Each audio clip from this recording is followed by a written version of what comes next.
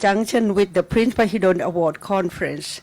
I am delighted to see such strong interest and active participation in this important topic.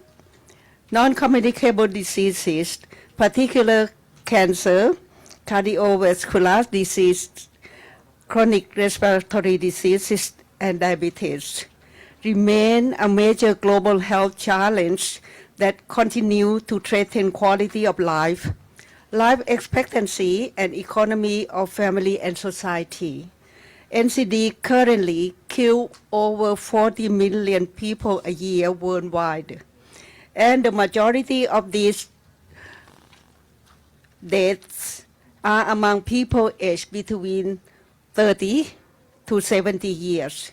Recognizing this, the United Nations and the World Health Organization have emphasized the need to strengthen prevention, control, care, and equitable access to services and information, as well as to reduce exposure to key risk factors, all in support of the progress toward the achieving of the Sustainable Development Goal by 2030, as all of you are known about that.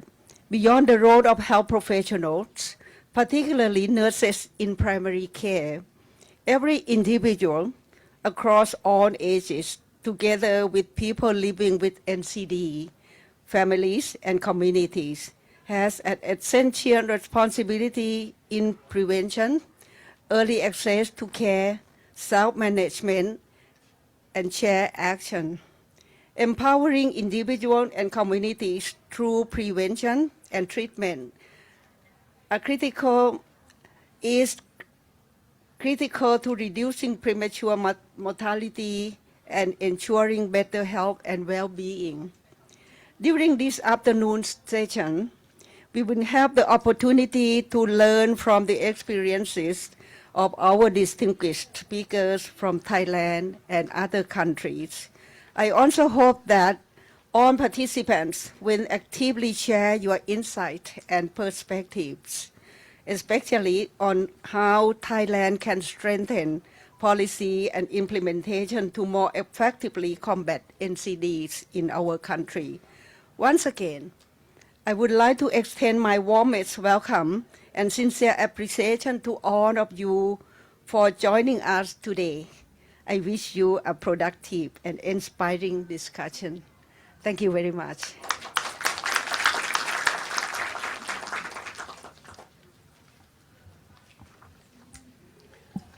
Thank you, Dr. Sunan, for your warm and welcome remarks.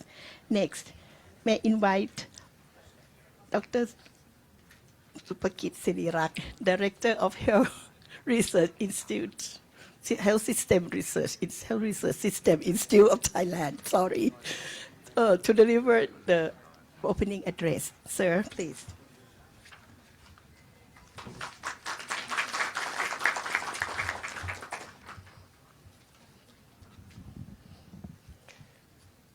Distinguished guests, speakers, and participants, good afternoon. It is my honor to welcome you all to the PMAC 2026 side meeting on NCD fighting, empowering individuals and communities. As we are all aware, the world is facing a critical demographic transition. Thailand has conducted a highly valuable nationwide survey every 5 years, known as the National Health Examination Survey. The findings demonstrate a clear upward trend in non-communicable disease, or NCD. For example, the prevalence of diabetes mellitus increased from 7% to 10.6% over 20 years period. While hypertension rose from 20% to almost 30%. Among those receiving treatment, less than 40% are able to adequately control their blood glucose and blood pressure. This means that Despite ongoing effort, disease control still remain insufficient. The rising burden of the non-communicable disease is no longer just a medical issue, but a challenge to health equity and the sustainability of our healthcare system. To bridge the gap between communities and these health challenges, we must move beyond traditional models. Today's session highlights the community nursing model and the integration of innovative technology. We believe that empowering individuals and communities through health promotion, disease prevention, and comprehensive home-based care is the key of the sustainable NCD management. We are fortunate to have experts from Japan, Indonesia, India, the US, and Thailand to share their country experience from national policy to practice nurse-led interventions.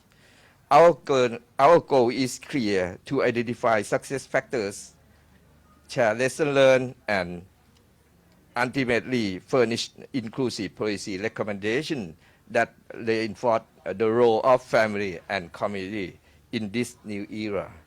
I would like to express my gratitude to the co-organizers, the Princess Akara Rajakumari Faculty of Nursing, the National Health Security Office, and the We Health Development Foundation for making this collaboration possible. I would like to add that 2 weeks ago, our key actor in health sector, such as Ministry of Public Health, Health System Research Institute, National Health Security Office, Thai Health Foundation, and so on. 8 organizations, we are combined to what we call one single voice to the, because you know that at this period, on the period of the new general election for the new government.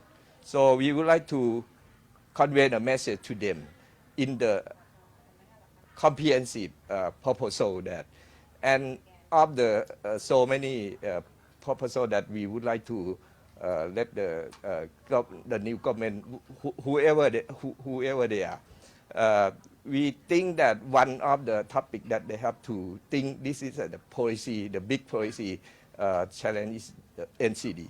So this is, I hope that when we have the new government, we will work with them with solidarity of the 8 organizations to fight NCD again. So I wish you all a productive and insightful session. Thank you very much.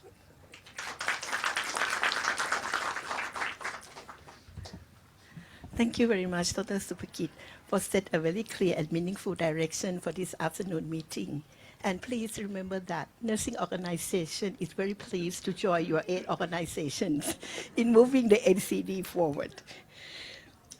This afternoon, we are privileged to hear from a distinguished group of speakers who will share their insights and experience with us regarding the NCD combating. It's now my great pleasure to introduce our keynote speaker, Mr. Howard Cotton, the Chief Executive Officer of the International Council of Nurses. Mr. Cotton is a nurse by education with a bachelor degree in social policy and master in industrial relations. He held a number of nursing posts in the England and United States of America. And he is a strong global advocate for protection and greater investment in nursing as a critical strategy for strengthening health system and global health, including NCD. He joined ICN in 2016 as the Director of Nursing Policy and Program, and working closely with the WHO, other partners, and the Nurses Association throughout the world. Today, he will make a speech on the role of nurses in empowering individuals and communities to fight NCDs in the context of demographic transition. Although Mr. Cotton is unable to join us in person, he will give his speech with the pre-recorded video. Please.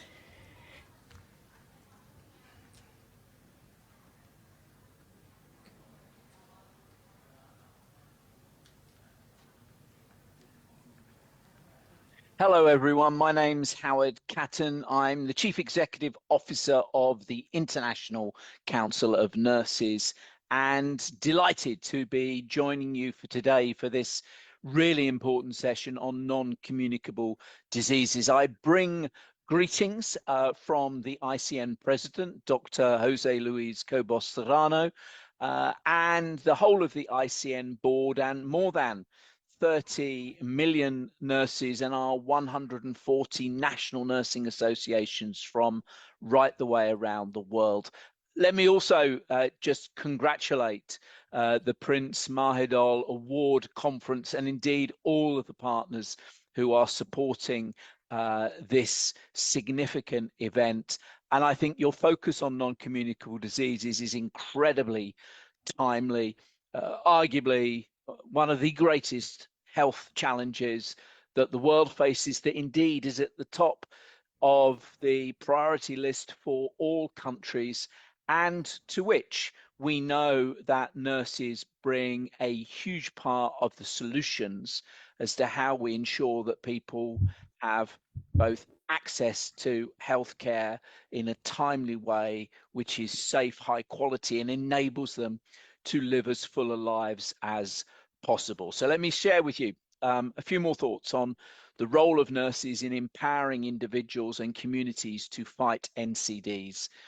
For those of you who don't know, and I've said already, we have 140 national nursing associations right the way around the world. ICN is 126 years old. We were first established in 1899 to advocate for, to champion, to bring policy expertise to global health policy making. We're in special relationships with the World Health Organization. We work with many other of the international organizations and through the UN system. You can see there our president, Dr. Jose Luis Cobos Serrano, just recently elected, and with him, the ICN board. Stood next to Dr. Serrano is the immediate past president of ICN, Dr. Pamela Cipriano.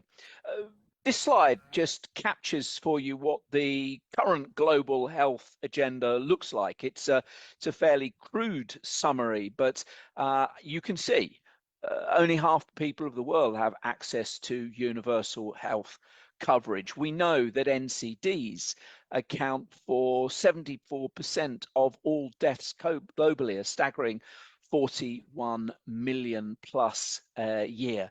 But issues with vaccination, aging populations, people in extreme poverty due to medical expenses, rising conflicts and humanitarian crisis, the issue of mental health, climate change, all of these are the pressing health needs that the world currently faces. But what's significant about NCDs, not just that they are the biggest killer, but as we know, people who are in extreme poverty, who are facing a humanitarian crisis in a conflict zone, have mental health issues, their chronic condition, disease will be exacerbated by those other factors. So it's an issue that cuts right across the global health agenda. And it's a really costly issue, colleagues. Here are just some numbers in terms of the costs, the estimated costs to the global economy, $30 trillion plus estimated between 2011 and 2013, 1.8% of annual global GDP. And of course, these are the huge costs of ill health as a result of non-communicable diseases. If we improve care, treatment management for people with NCDs, not only is there the saving on these costs, the cost of ill health, but when people are well, they work, they contribute, they are a positive force for economic growth and development in their countries as well. So the economic case for investing in addressing NCDs is as powerful as the health case. You may remember 2018, 8 years ago now, that the Time to Deliver report was published by WHO's independent high-level commission on non-communicable diseases. It highlighted the costs that we've already talked about. It highlighted the extent of premature deaths, 80% of premature deaths. It reinforced the importance of strengthening primary healthcare. We'll talk a little bit more about that. And the multidisciplinary health workforce as key enablers to how we address the NCD challenge. And it talks about the return on investment of investing in care and treatment for NCDs. ICN were involved in that commission. Our president at the time, Dr. Annette Kennedy, was one of the commissioners. She lobbied very, very hard for the inclusion of this statement in that report. Primary health services should be strengthened by increasing the health workforce, supporting innovative models of prevention and care, and enabling all health workers to embrace the full scope of practice in the prevention and management of NCDs. Nurses have especially crucial roles to play in health promotion, health literacy, and in the prevention and management of NCDs. The picture, there's me, but I'm more importantly sat with the chief nurse at the time, Elizabeth Eero, at the launch of that Time to Deliver report, reinforcing the message of the importance of nursing contribution. That contribution of nurses is based on hard and firm and ever-growing evidence we have of the effectiveness of nursing contributions. This Cochrane review summary of the evidence of nursing and midwifery interventions to support both UHC and NCDs concludes nurses, the evidence shows, safely manage patients with chronic conditions. We know that, but important when others sometimes have questions about the safety of the interventions that we may bring. The outcomes as good in many cases as physicians, sometimes better, improve patient satisfaction rates. 30 million nurses, you just think of the number of contacts every day that nurses are having with patients and the opportunity that is for health education, health literacy, health improvement. And that contact is a trusted contact. Nurses consistently rated as the most trusted of professions.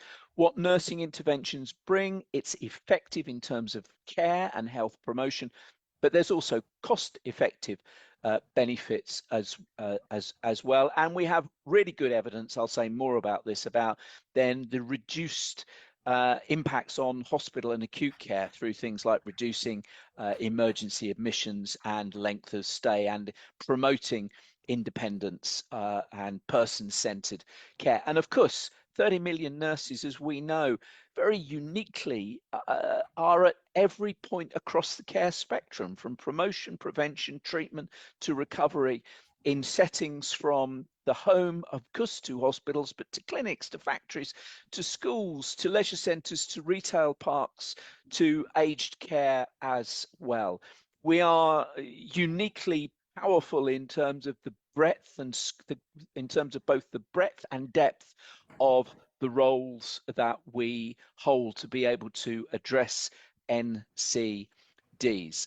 You may also have seen an image of the ICN publication on advanced practice nurses, and I want to say something more about specialist and advanced practice, because we see around the world that many of the key nursing roles that are delivering specialist and expert care to those with NCDs are nurses who are working at a specialist and an advanced level. The evidence that I've shared with you was submitted and considered and part of the State of the World's Nursing Report. We had the first State of the World's Nursing Report in 2020, the most recent one last year in 2025. There's a lot in the State of the World's Nursing Report, but I'm focusing here just on what we said last year about advanced practice. Very encouraging signs that specialist and advanced nursing roles have increased from 53% in 2020 to 62% and that increase is actually higher in low middle income settings, where there are particular problems with access to care, people in remote and rural settings. These nursing roles, bringing often a one-stop shop of services, of health services, are key to increasing access to healthcare, but also addressing chronic diseases and conditions. But we're not doing enough, the State of the World's Nursing says, in relation to supporting advanced practice and specialist nurse education and regulation as well. The report, the State of the World's Nursing report, the WHO report, in conjunction with ICN, we say advanced practice nursing represents a powerful strategy for addressing global health challenges and achieving UHC, universal healthcare. Health systems can improve access to quality care, enhance health outcomes, and build more resilient and responsive health workforces. But urgent action is needed to empower specialist and advanced practice nurses. We say this: restricting the scope of practice for nurses represents a missed opportunity to improve access, quality, and effectiveness of health services. And this report, colleagues, was discussed and debated alongside the Global Strategy for Nursing at last year's World Health Assembly, and unanimously supported by the member states, by the countries who were at the World Health Assembly. So we can use this as really strong advocacy and leverage to argue for the increase in education, regulation, support the development of specialist and advanced nursing roles and positions.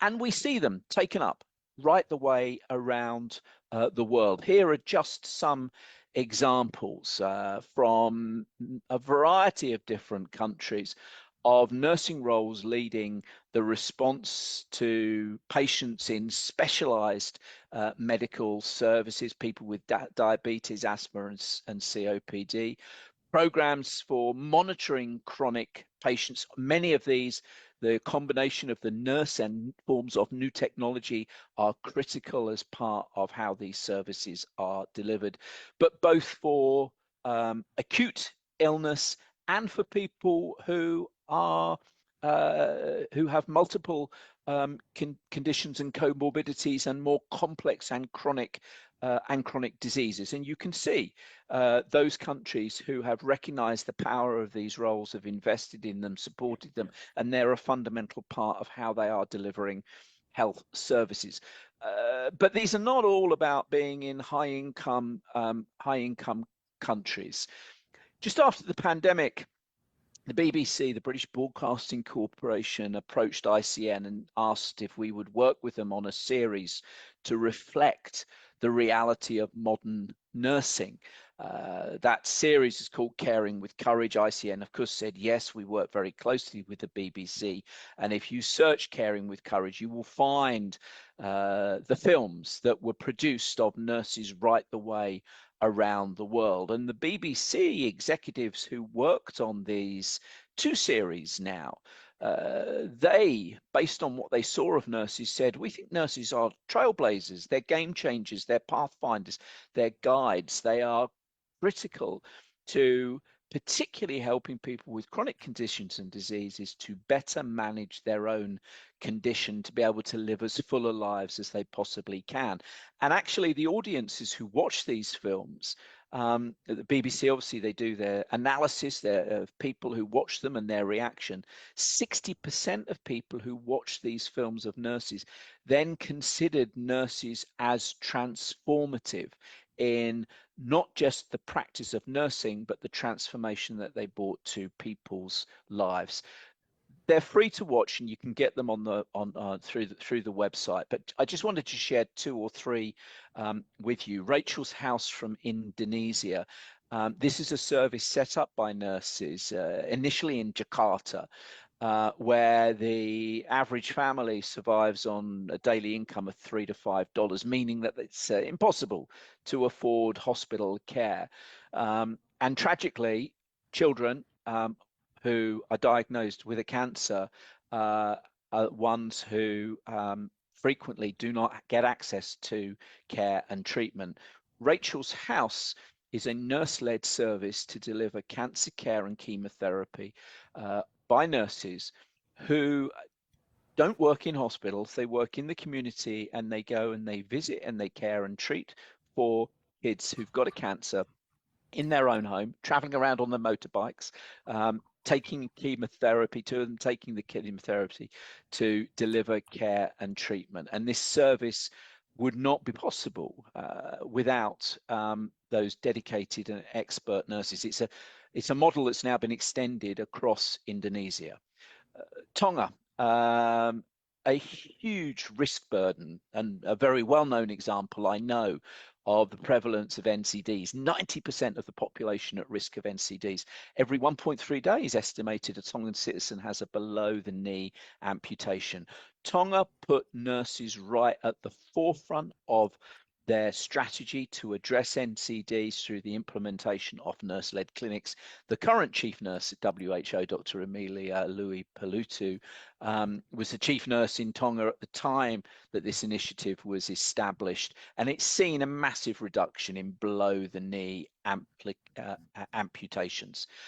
Another example from the BBC series from Bengaluru in India of a NCD disease prevention treatment early detection service that involves nurses and other health professionals as well, actively going out in the community to screen, to early detect, and then to support people who have NCDs. Now deployed in 32 states with estimated 94,000 health workers. And the film, the BBC film, is about a nurse who's part of who's part of this initiative as well. And the powerful testimony from the patient: "I'm indebted to my nurse. She looks after us well. Sometimes I wonder what would have happened to us without her." And when you hear more about what patients say, and they think about, of course, that without the support of the nurse, what their deteriorating health condition would have meant for their health, but then what it means for their lifestyle, for their family, the financial implications as well. So truly transformative and a game changer in terms of how people with NCDs in these types of communities are able to access healthcare. This is a very different model as the One Care model from the US, from Memphis, USA, a nurse-led model.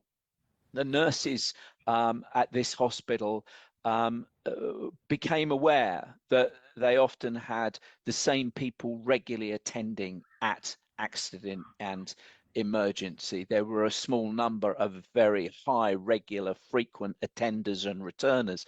And they said, let's focus on those people. And when they focused on those patients, they found, yes, they were presenting with health problems, but when you tracked back, you went upstream, you looked at what the root causes were, it was to do with issues like housing, employment, mental health. And this service deliberately works with other agencies to address those wider social determinants. But again, look at the numbers.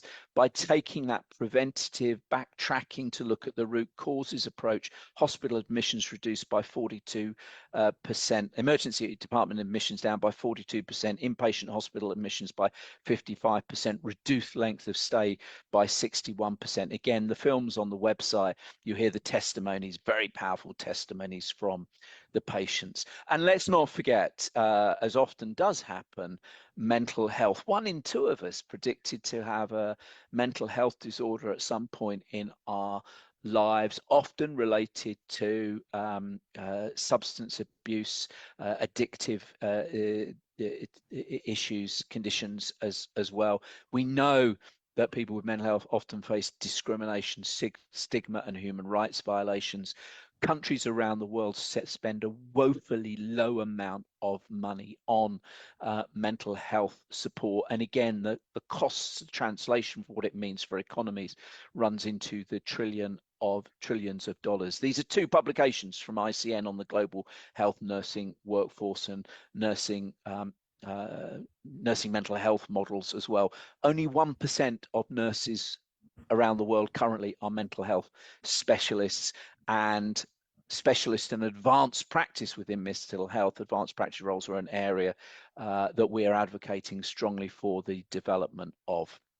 I've said a lot about primary health care. It's universal health coverage being a big global target to give everyone access to healthcare by 2030. But you'll often hear people like Dr. Tedros and others say something like, look, the road to universal health coverage is primary health care. And I think many of us, I certainly agree with that. But what I also say is that, well, if primary health care is the road to universal health coverage, that road, that primary health care road, is paved every step of the way by nurses. It's estimated 90% of essential interventions for universal health coverage can be delivered through a primary healthcare approach. And that's why ICM published this publication not long ago now, just at the end of 2024, on our vision towards the realization of universal healthcare,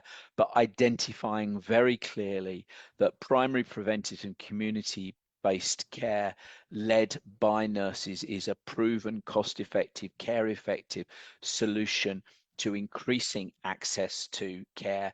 And again, chronic disease management, supporting people with NCDs, is absolutely at the heart of those services that nurses are delivering. Freely available on the ICN website for those of you who want to delve deeper into that publication. So, colleagues, we're at a point where the world needs to transform and transition from acute medical focused hospital models of care to preventative public health integrated person-centered care models. And that transformation is estimated by the OECD that 77% of preventative care and 47% of chronic disease care could be delegated from doctors to health professionals such as nurses and pharmacists, working in, not in acute settings, but in primary, community, public health roles, hospital at home, through nurse-led clinics, through using new technologies to support and monitor people remotely and virtually as well, and through reshaping the way in which our multidisciplinary teams work.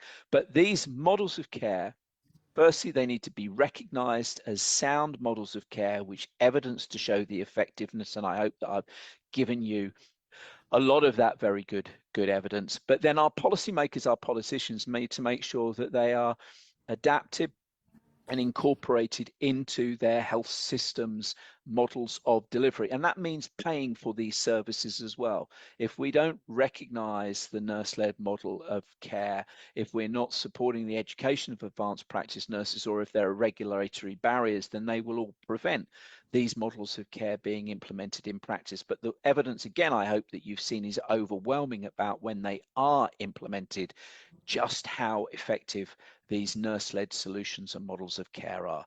I've talked about some of the challenges that we face. I think the State of the World's Nursing Report, the strategic directions for nursing, a lot of the ICM publications will give you some of the policy and the advice from us about how we can address these challenges, but they are significant issues that need to be addressed in order to allow nursing roles in the management and treatment of NCDs to really flourish right the way around the world. And finally, again, I mentioned at the start, 2018, the Time to Deliver report. Just last year, we had the first and very historic declaration from United Nations high-level meeting on non-communicable diseases and mental health. This was agreed at the end of last year at a UN General Assembly meeting. And this report, it says a lot about how the importance of addressing NCDs and how we do that, what we need to do. But it also says that we must recognize that globally women comprise approximately 70% of the health workforce.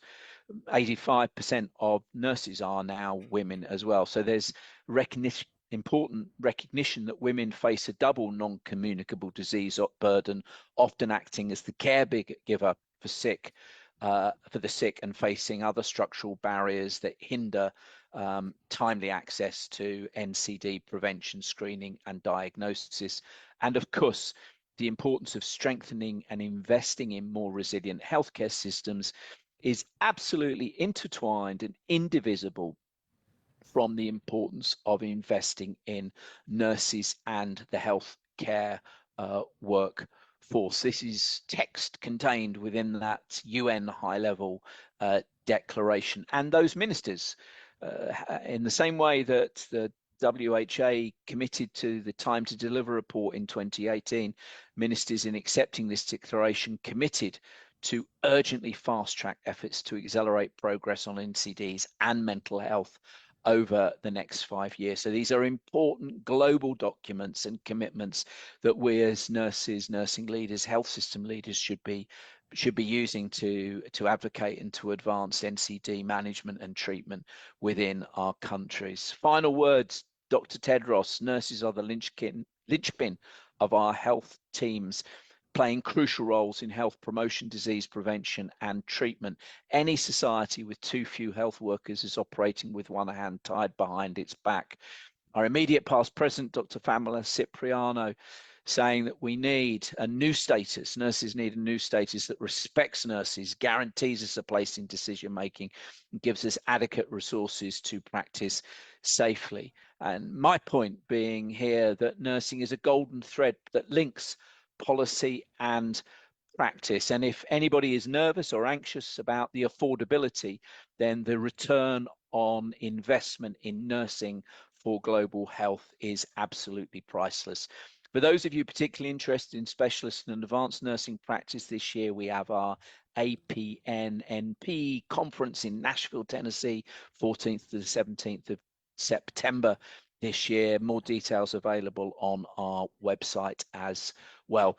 Colleagues, thank you very much for your time and the opportunity to contribute. Have a great event, and I'll very much look forward to hearing the outcomes of the conference as well. Thanks very much and goodbye. Thank you very much, Mr. Carton, for a very inspiring presentation. He emphasized again that there are a lot more and hard evidence, growing evidence indicating that nurse-led model can make a lot of difference in NCD fightings. However, the country has to invest more in health system and as well as in nursing workforce. And the return on investment in nursing is priceless, so please do it.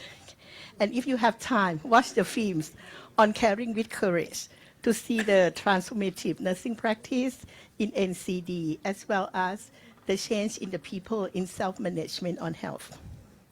Now we're going to move to the panel discussion that we have 5 speakers. I understand that many of our speakers are live through the Zoom, right? And the first presentation will be from our friend from Japan. Due to the time constraint, if you have any questions, please note it down, and then you will ask it in the Q&A session, okay? In the first presentation, Ms. Arisa Yamamoto, a public health nurse from Makinoshara City, Shizuoka, Japan, will give a presentation, but anyway, her friends in the team will also join behind the scene as well.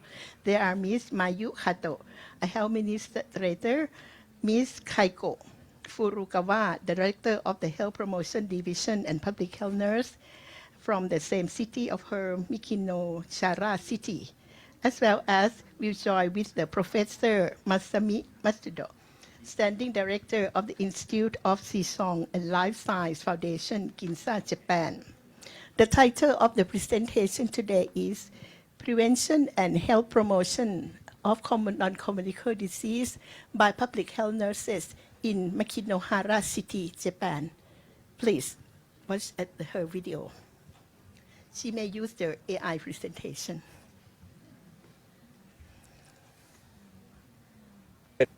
Today, I would like to talk about several initiatives related to non-communicable diseases, or NCDs.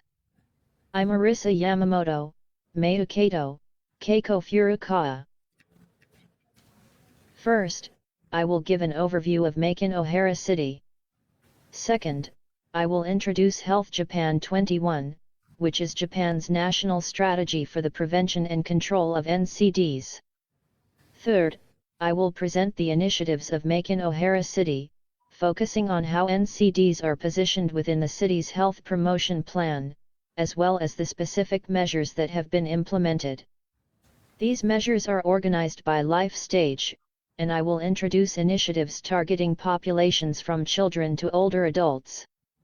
In addition, because many of these programs are implemented through interprofessional collaboration, I will also describe the types of professionals involved.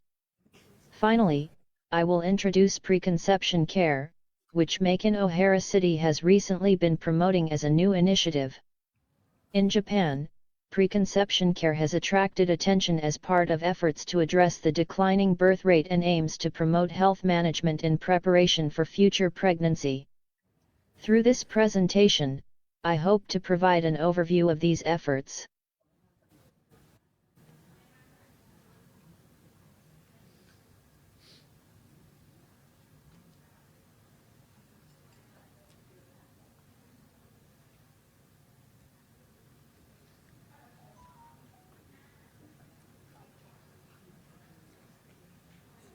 First, I will give an overview of Macon O'Hara City. Second, I will introduce Health Japan 21, which is Japan's national strategy for the prevention and control of NCDs. Third, I will present the initiatives of Macon O'Hara City, focusing on how NCDs are positioned within the city's health promotion plan, as well as the specific measures that have been implemented. These measures are organized by life stage, and I will introduce initiatives targeting populations from children to older adults. In addition, because many of these programs are implemented through interprofessional collaboration, I will also describe the types of professionals involved. Finally, I will introduce preconception care, which Macon O'Hara City has recently been promoting as a new initiative. In Japan, preconception care has attracted attention as part of efforts to address the Before introducing the measures for NCDs prevention in Macon O'Hara City, I would like to briefly provide an overview of the city. Macon O'Hara City is located near the center of Japan. It has a mild climate throughout the year and is surrounded by both the sea and mountains. From the city's beaches, it is possible to see Mount Fuji, the highest mountain in Japan, and on the plateau, one of Japan's largest tea-growing areas extends across the landscape.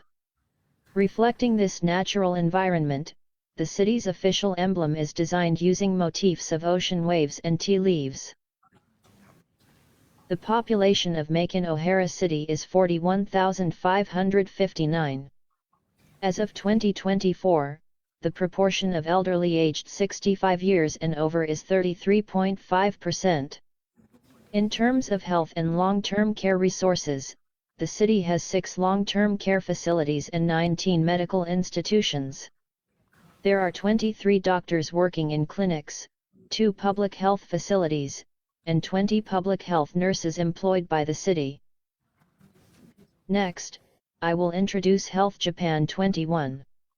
The Ministry of Health, Labor, and Welfare is promoting Health Japan 21, PHASE3, as a national health promotion initiative for the 21st century. The program aims to extend healthy life expectancy and reduce health disparities. The first national health promotion program was launched in 1978. Since then, the framework has been revised several times. Currently, the third term plan has been in place since 2024 and serves as the basis for ongoing public health activities. There were 53 target indicators in the Health Japan 21, PHASE2. 15.1% of the targets were achieved, and 37.7% showed an improvement. Targets that were not achieved in Health Japan 21, PHASE2, include a reduction in the number of people with metabolic syndrome and an increase in the number of people with regular exercise habits. There are 57 target indicators in the second edition. In the third term plan of Health Japan 21, 4 basic policy directions have been established in order to realize the vision of a sustainable society in which all people can live healthy and fulfilling lives. The first is the extension of healthy life expectancy and the reduction of health disparities. The second is the improvement of individual health behaviors and health status. The third is the improvement of the quality of the social environment. The fourth is health promotion based on a life course approach. An important point to note is that improvements in individual health behaviors and health status alone do not necessarily lead to better health outcomes. The plan emphasizes that improving the quality of the social environment itself is also a key factor in extending healthy life expectancy and reducing health disparities. In addition, an individual's current health status may be influenced by past lifestyle behaviors and social environments, and it may also have an impact on the health of future generations. Based on this perspective, Health Japan 21 promotes a life course approach to health promotion that is, an approach that views health across the entire lifespan, from the fetal period through older age. It is stated that initiatives should be advanced in coordination with health-related plans and programs, taking this life course perspective into account. Next, I will introduce the initiatives implemented by Macon O'Hara City. In Macon O'Hara City, the fourth health promotion plan was developed, and initiatives based on this plan have been implemented since 2025. Macon O'Hara City's health promotion plan is guided by the principle of a city where people can lead active lives with both mental and physical well-being, with the extension of healthy life expectancy as its primary goal. The plan is based on 3 policies: improving individual health behaviors, creating supportive environments, and promoting health across the life course. Today, I will focus on 2 strategies. The first is promoting the maintenance and improvement of health status, which includes 8 thematic areas with a total of 57 targets. One area directly addresses lifestyle-related diseases and cancer. However, all 8 areas such as nutrition and dietary habits, physical activity and exercise, sleep and rest, alcohol consumption and smoking, maintenance and improvement of physical function, mental health, and oral and dental health are closely related to NCD's prevention. Therefore, I will introduce selected initiatives from these areas that Macon O'Hara City implements as part of its NCD's strategies.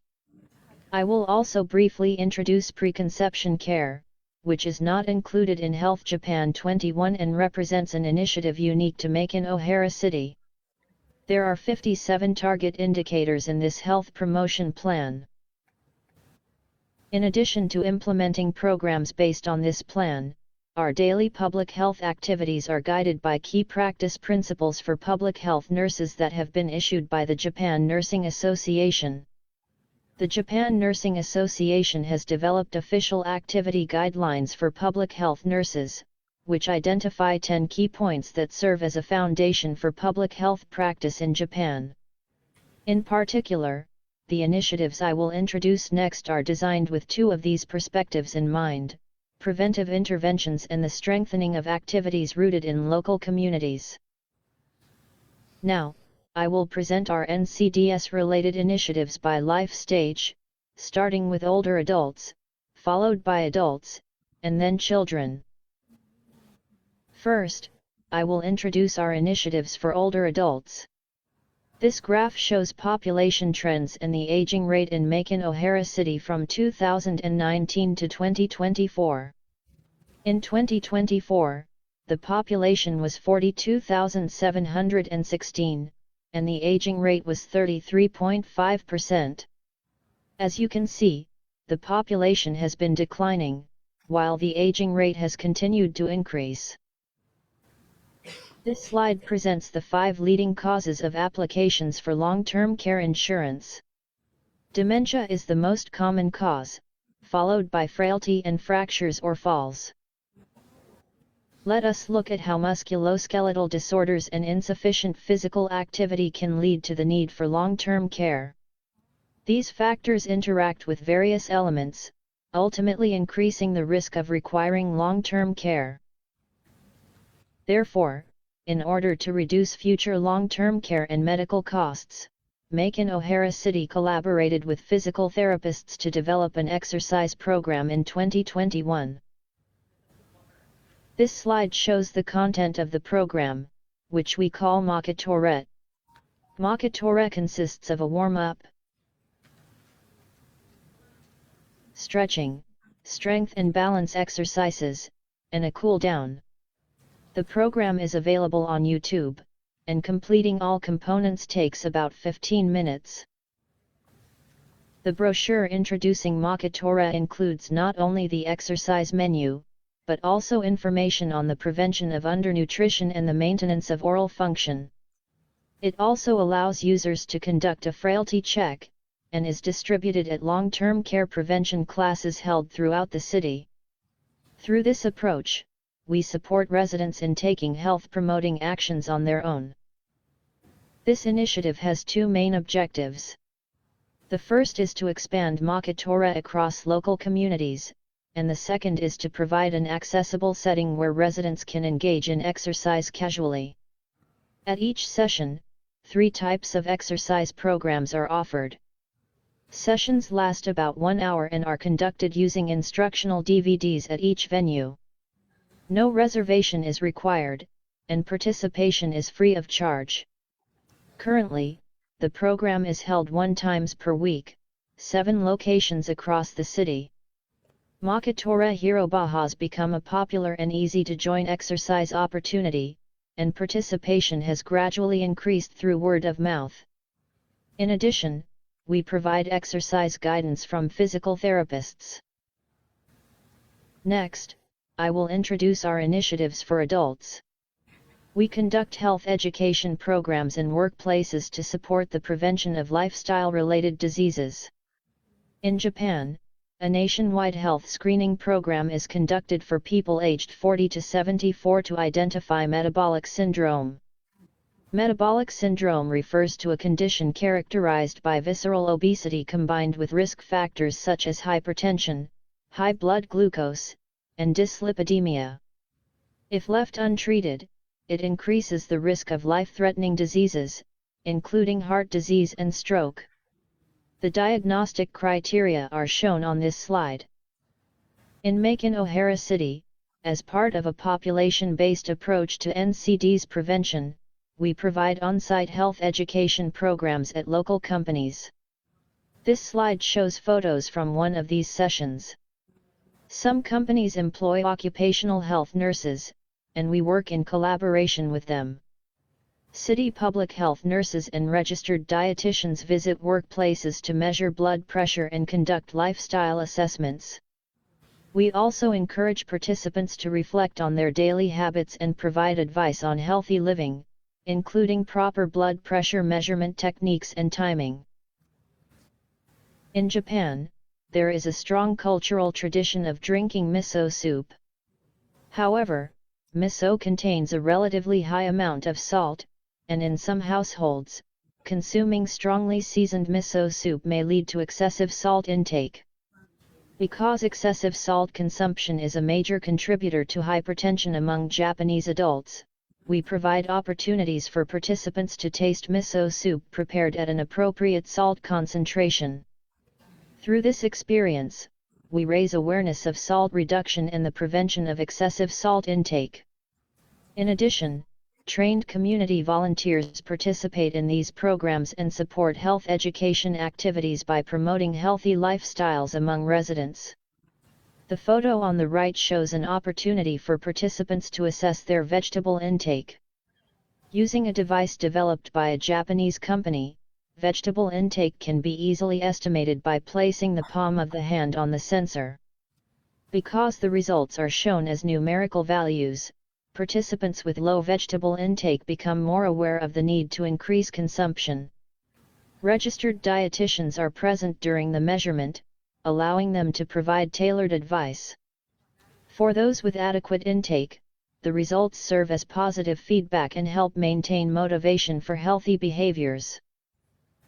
The Japanese government updated the Active Guide in 2023 to promote physical health at every stage of life. In response, various companies have started distributing these types of pamphlets to encourage their employees to stay active. Next, I will introduce our initiatives for children. In Macon, O'Hara City, we use part of elementary school classes to provide education aimed at the prevention of future NCDs. The program content is developed in advance through consultation with school nurses to determine what messages should be delivered. Today, I will present one example of this program. Under the theme of what we can do to prevent disease, we introduce 5 key behaviors: healthy eating, physical activity, adequate sleep, toothbrushing, and regular health checkups. For each topic, we provide concrete and practical suggestions to help children improve their daily habits. We also address issues such as appropriate snack choices and the risks of excessive caffeine intake. This slide shows the classroom session in practice. First, we introduce children to the key health challenges in Macon, O'Hara City. In particular, hypertension and diabetes are relatively prevalent in this community. By sharing observations from our routine public health activities, we aim to raise awareness and support the prevention of lifestyle-related diseases in the future. In the photo on the right, we visualize the amount of sugar contained in beverages such as juice and sports drinks. By showing how much sugar is included in commonly consumed drinks and snacks, we encourage children to be mindful of excessive intake. We also show children videos of blood vessels throughout the body to help them imagine processes that are not visible to the eye. Based on these videos, we encourage children to think for themselves about what they can do to protect their blood vessels. The videos include scenes showing blocked blood vessels, which convey the serious consequences of lifestyle-related diseases. By fostering interest in healthy lifestyles from an early age, we aim to prevent the future development of lifestyle-related diseases. At the end of the class, students are asked to write down actions they can start doing from today in a health and energy declaration. They are also encouraged to share this with their families and receive supportive messages from them. Students shared several reflections after the class. For example, some said that lifestyle-related diseases were as scary as a horror movie, and that this made them want to be more careful, even in small ways. Others commented that they realized they need to protect their own health themselves, and that developing lifestyle-related diseases could prevent them from doing the things they enjoy, which motivated them to change their habits. Teachers also provided positive feedback. They noted that students were highly engaged throughout the class, that the session was well-paced in response to children's reactions, and that the teaching materials were effective. Several teachers commented that students were able to relate the content to themselves. Based on these responses, we aim to continue supporting children so that they can actively practice healthy lifestyles and maintain good health throughout their lives. Finally, I would like to introduce preconception care, which is a unique initiative developed by Macon, O'Hara City. First, preconception care is understood as an approach that supports not only our current and future health, but also the health of future children. It encourages young women and men to think about their future life plans and to reflect on their daily lifestyles and health. Even for those who are not currently planning pregnancy or childbirth, practicing preconception care can improve their present health and contribute to a healthier and more fulfilling life in the era of a 100-year lifespan. Why is preconception care necessary? Without preconception care, several serious issues may arise. These include an increase in undernutrition and underweight status, particularly among young people. A lack of support may also lead to unintended teenage pregnancies, which can result in induced abortions, child abuse, and an increase in single-parent households. In addition, the absence of life planning with future pregnancy in mind may contribute to declining birth rates. Therefore, we consider preconception care to be an important approach for preventing these challenges. In Japan, preconception care is introduced through an educational booklet called the Preconception Note. It presents 5 key actions: understanding one's current health, improving daily lifestyle habits, receiving health checks and vaccinations, having a primary care physician, and planning one's life course. In the Macon O'Hara City Health Promotion Plan, the goal of preconception care is to foster interest in one's physical and mental health from childhood. Regardless of pregnancy intention, we aim to help individuals achieve physical and mental well-being and to care for both themselves and others. Our approach focuses on providing accurate information on physical and mental health, and promoting comprehensive, stepwise education from early childhood through young adulthood. We provide life stage-specific education. In early childhood, we visit nursery schools to teach body autonomy and private zone awareness. For elementary school students, school nurses provide education on physical and emotional changes. For junior high school students, obstetricians and midwives teach about pregnancy, sexually transmitted infections, and life design.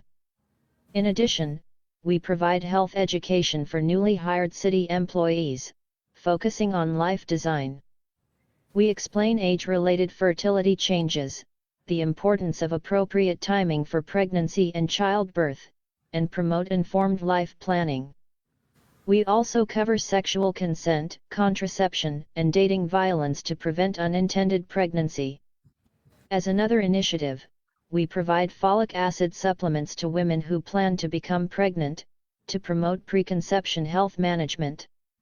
Although preconception care is often discussed in relation to pregnancy, we emphasize that it is important regardless of pregnancy intention.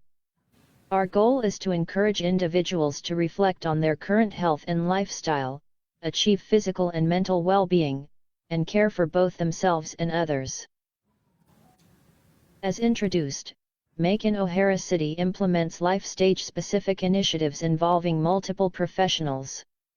In particular, public health nurses emphasize 2 key perspectives. From a preventive intervention perspective, we focus on early prevention in elementary school children, NCD's prevention in collaboration with workplaces, and preconception care. From a community-based perspective, we strengthen district activities by providing exercise opportunities for elderly and promoting community-led health activities in collaboration with trained citizen leaders. We will continue our public health activities to promote individual health through both preventive approaches and community support. Thank you for your attention.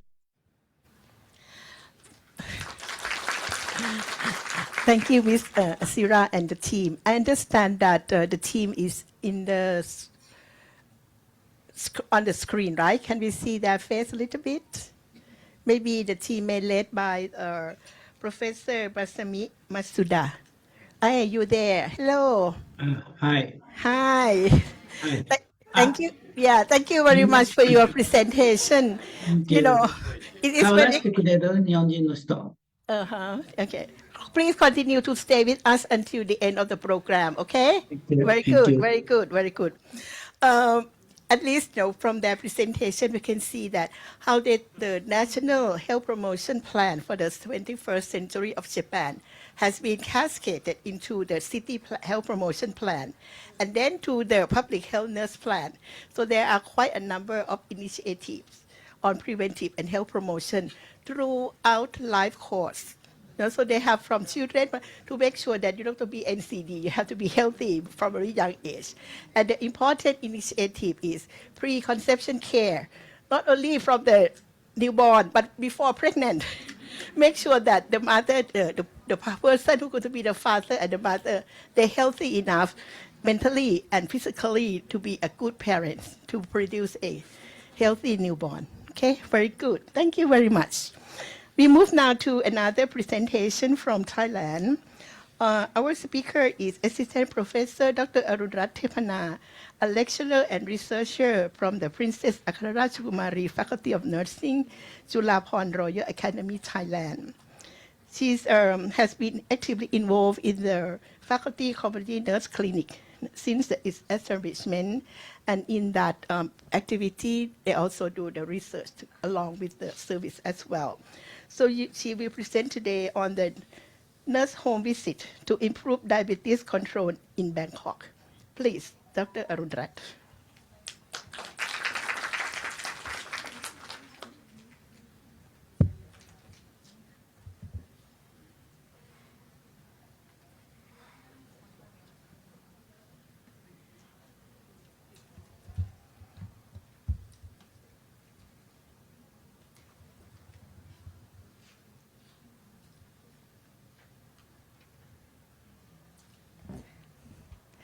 Good afternoon, everyone.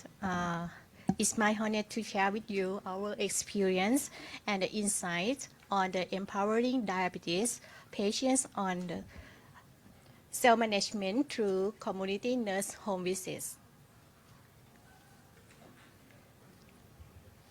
From our research experience in nurse home visits to improve diabetes control in Bangkok, we identify several highly interesting and meaningful insights.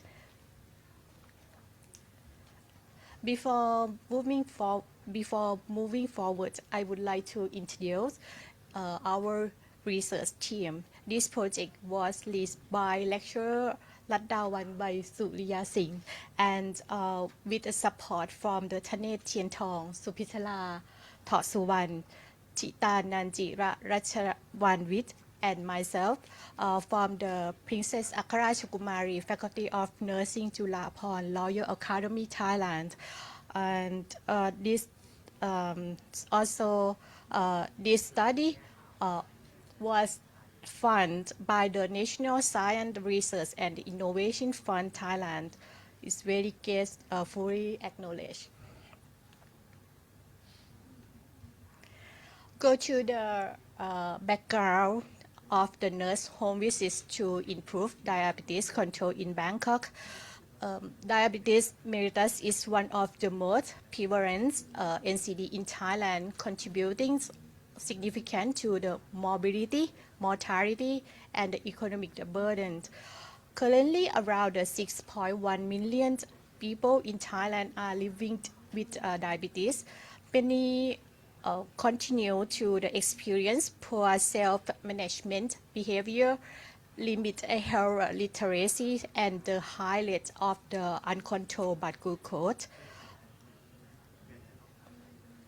Although Thailand has universal health coverage, urban health service still struggle to provide continuous and holistic care of this chronic condition due to the workforce shortage and episode care models. These challenges highlight the need of the alternative approaches, such as the empowering diabetes patient through the nurse home visits to enhance self-management and improve diabetes controls.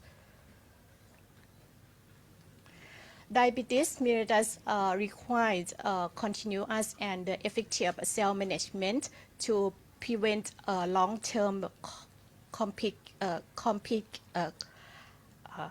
complications. However, many patients still face significant challenges, including the limited health literacy, inadequate self-efficacy, and social and environmental barriers. In routine clinic-based care, health professionals often see patients only the short periods of time, which provide about a limited insight into their real life context. So Patient needs care about the continuous, individualized, and the community based around nurses to support the self-management. Community nurse home visits are recognized as an effective strategy of the NCD's control, continue home-based care, support the sustainable health behavior change, and has shown significant reduced blood pressure and the HbA1c. Importantly, WHO advocates for the proactive care model such as a home-based care and individualized follow-ups support the modern health information system. This approach not only decrease burden, but also improve efficiency about the health service.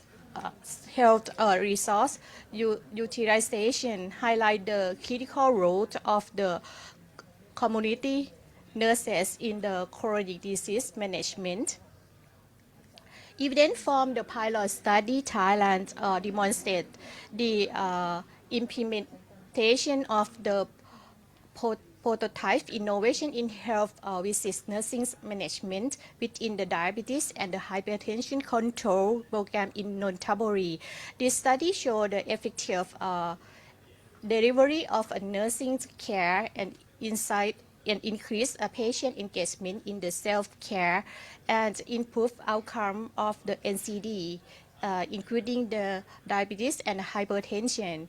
However, evidence on the nurse home visit model for the patients with the NCD remains limit, particularly in terms of the bridging gap in the continuity of the nursing care. This highlight need for the further research to the strengthening and refined nurse-led home visit model to the real-world setting. The objective of this study was to evaluate nurse home visits to improve the disease control among the urban patients with the diabetes mellitus and the hypertension in Bangkok. We conduct a prospective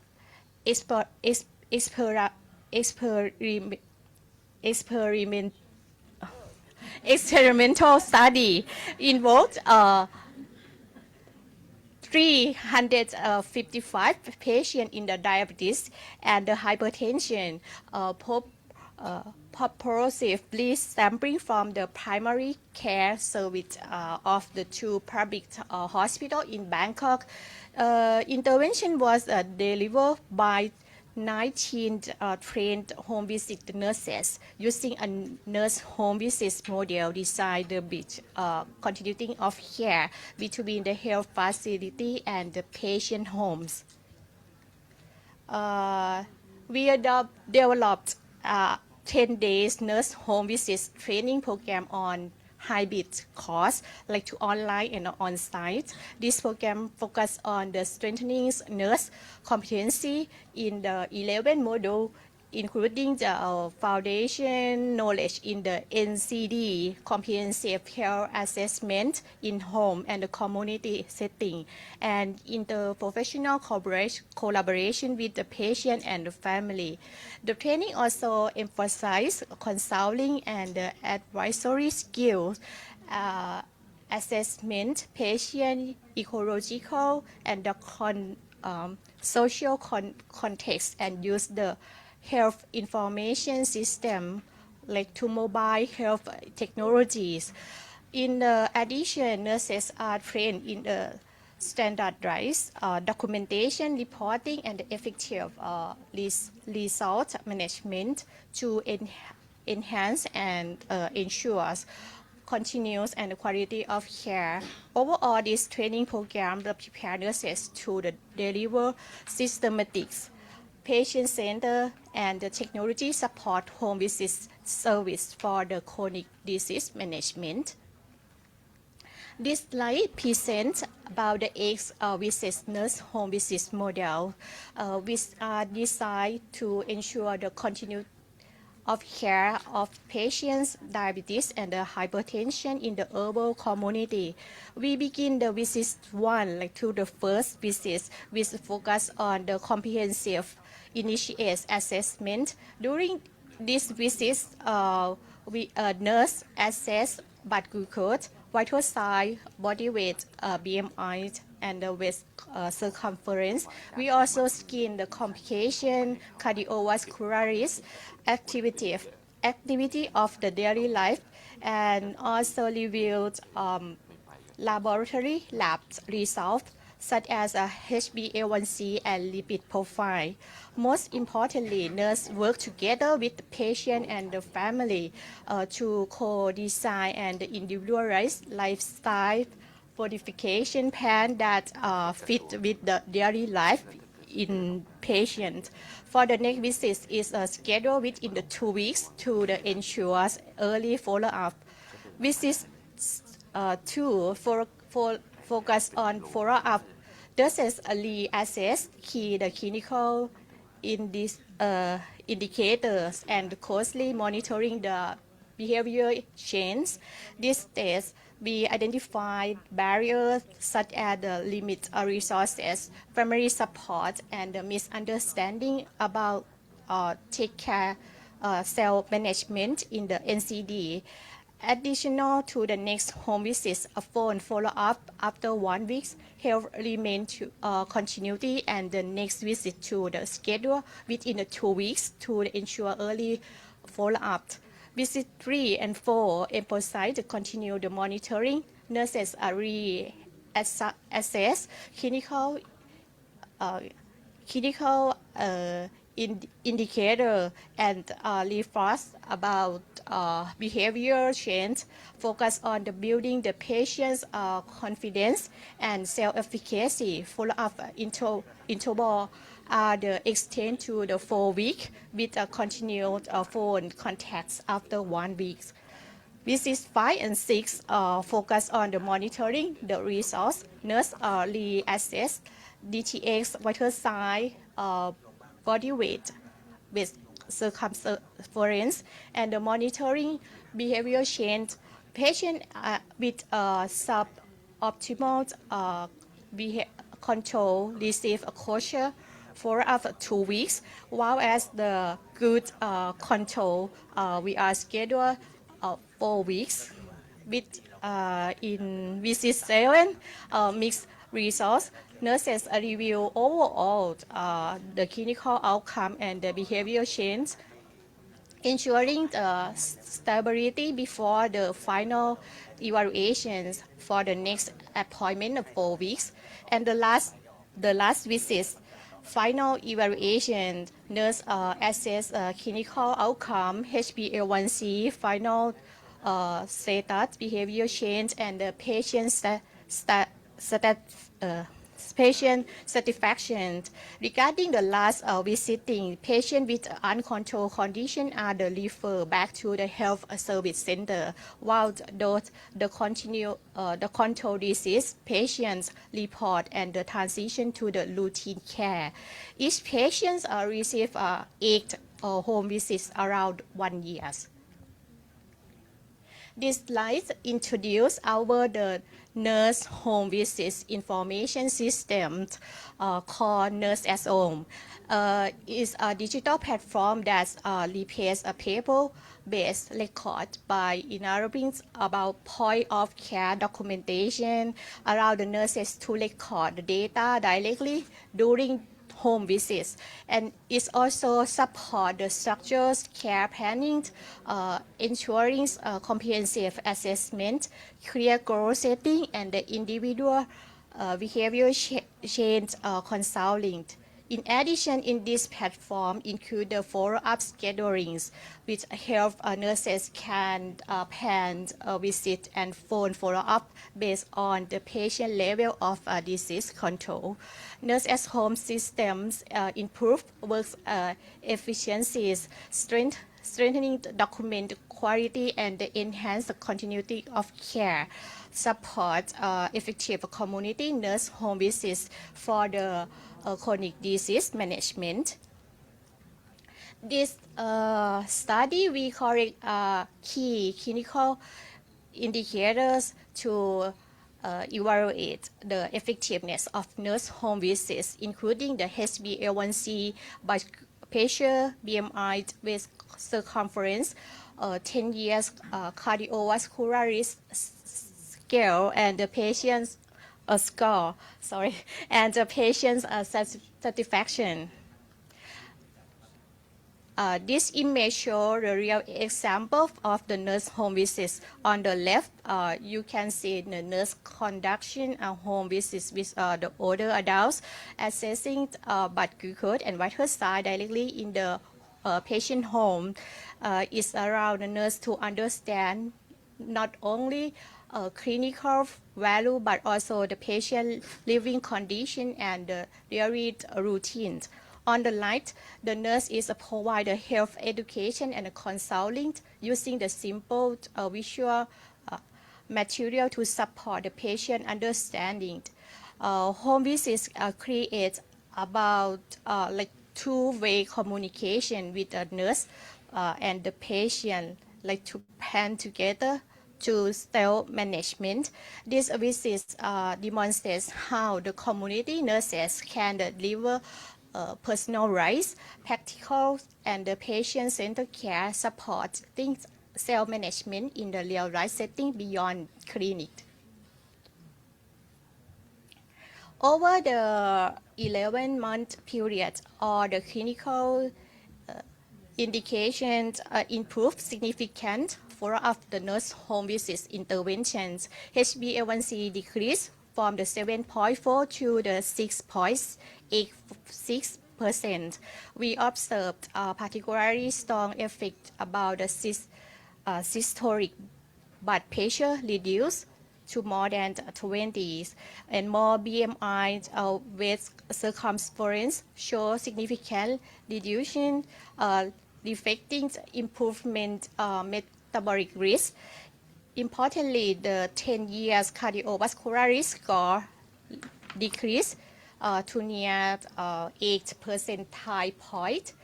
Finally, patient satisfaction is a nurse home visit is very high. These findings demonstrate a nurse home visits can significantly improve the both clinical outcome and the patient experience in the NCD. Our findings show that nurse home visits model significantly improve diabetes control while achieving very high patient satisfaction. This approach is also scalable, particularly in the urban setting. It helps address health workforce constraints and support the integration of the proactive patient-centered care and the disease management. Importantly, the nurse home visits information, nurse at home improve work efficiency, standardize documentation, and enhance the coordinators. This demonstrates the strong potential digital innovation to support the continuity of care and patient engagement. These findings provide important implications for the practice, education, and policies to support implementation of the nurse home visits in the similar urban context. Based on our findings, we propose the 5 key recommendations. First, we recommend strengthening NCD control system to the community nursing home clinics. This can enhance service quality, credible and standardized care the patients with the diabetes and the other NCD. The second, we suggest scaling up the nurse at home health information system. This digital platform can reduce population time of the home visits, improve the follow-up efficiency, and strengthening the continuity of care and patient engagement.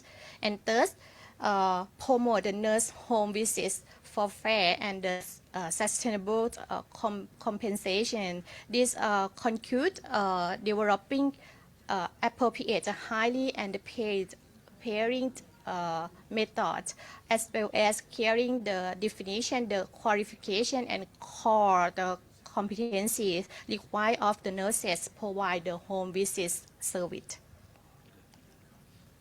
In addition, we have a recommend about the multidisciplinary collaboration and coordination, effective collaboration among the nurse home visit team, physicians, primary care team, the community health service, and local authorities. This collaborates improve about the clinical decision making and care continuity and patient safety. And the last one is essential to the establish the clear referral and the physician's consultation pathway for the uncontrolled diabetes. Standardized protocol will ensure that the patient with the uncontrolled condition or the complication are promptly referred to appropriate the health service center. At the same time, nurse home visit term should be able to consult the physicians for the clinical guidance, treatment adjustment, and share care planning. Together, this approach helps integrate the nurse home visits into the broader primary care system and strengthen safe coordination chronic disease management. In conclusion, our study demonstrated that the nurse home visits significantly improve the diabetes control while achieving very high patient satisfaction. Patients were empowered to the strengthen self-management through the individualized home-based care and that address the real-life context. And also digital support to the nurse at home system enhance the coordination and the continuity and more effective standardized follow-up, strong collaboration and coordinations among the nurse, physician and primary care teams very improve clinical decision making and the patient safety. This is like to highlight the strong application of the practice, education, and policy to involve and sustainable model of the NCD's management in the urban setting. Finally, I would like to highlight that the community nurse home visits play vital roles in the empowering diabetes patients towards effective self-management and sustainable care. Thank you so much for your attention.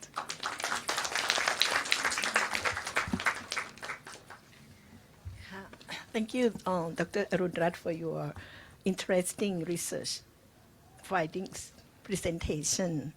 And in her presentation indicate that nurse-led home visit can be another strategy that the nurse can use to tackle NCDs. But in her presentation, she also highlighted that the person who go there have to be trained. No? They have been trained on many things to make sure that they are competent enough to do that. Secondly, they need to have a strong program of the home visit.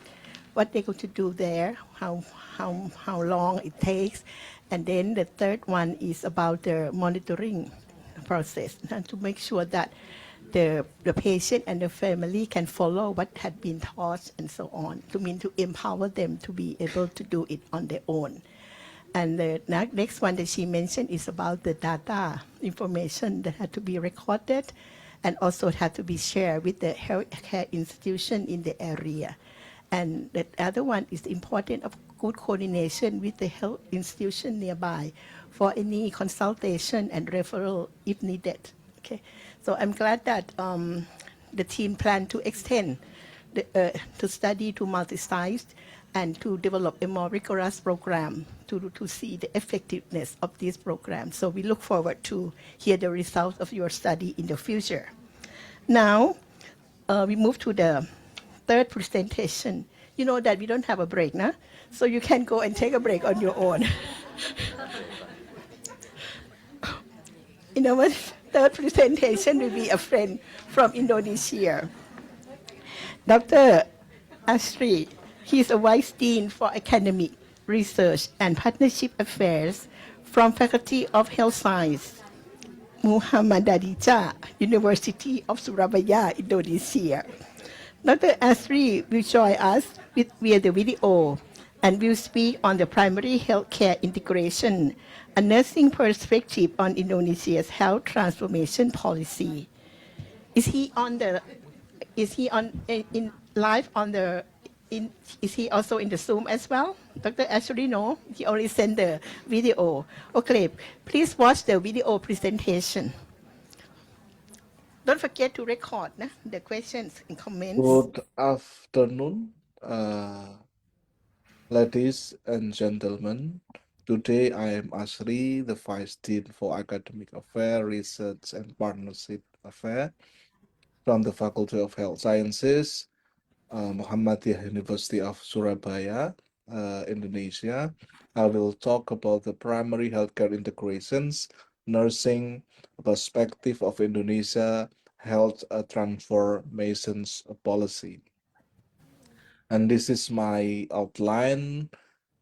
And the Ministry of Health Indonesia launched the program called Transformations Policy or Health Transformation Policy at 2023.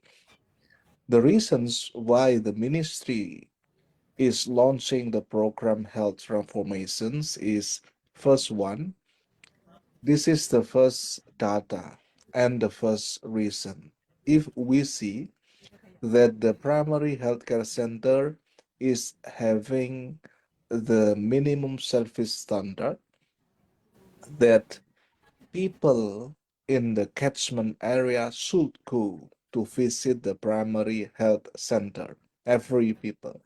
But we can see from this data that all of the 12 standard is below the standard for the people who visit.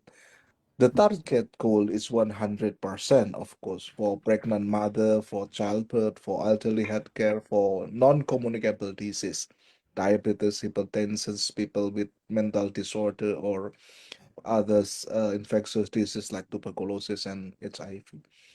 But the fact is that the people not go to the primary healthcare center and not visit to the primary healthcare center at the sub-district level. This is the first reason.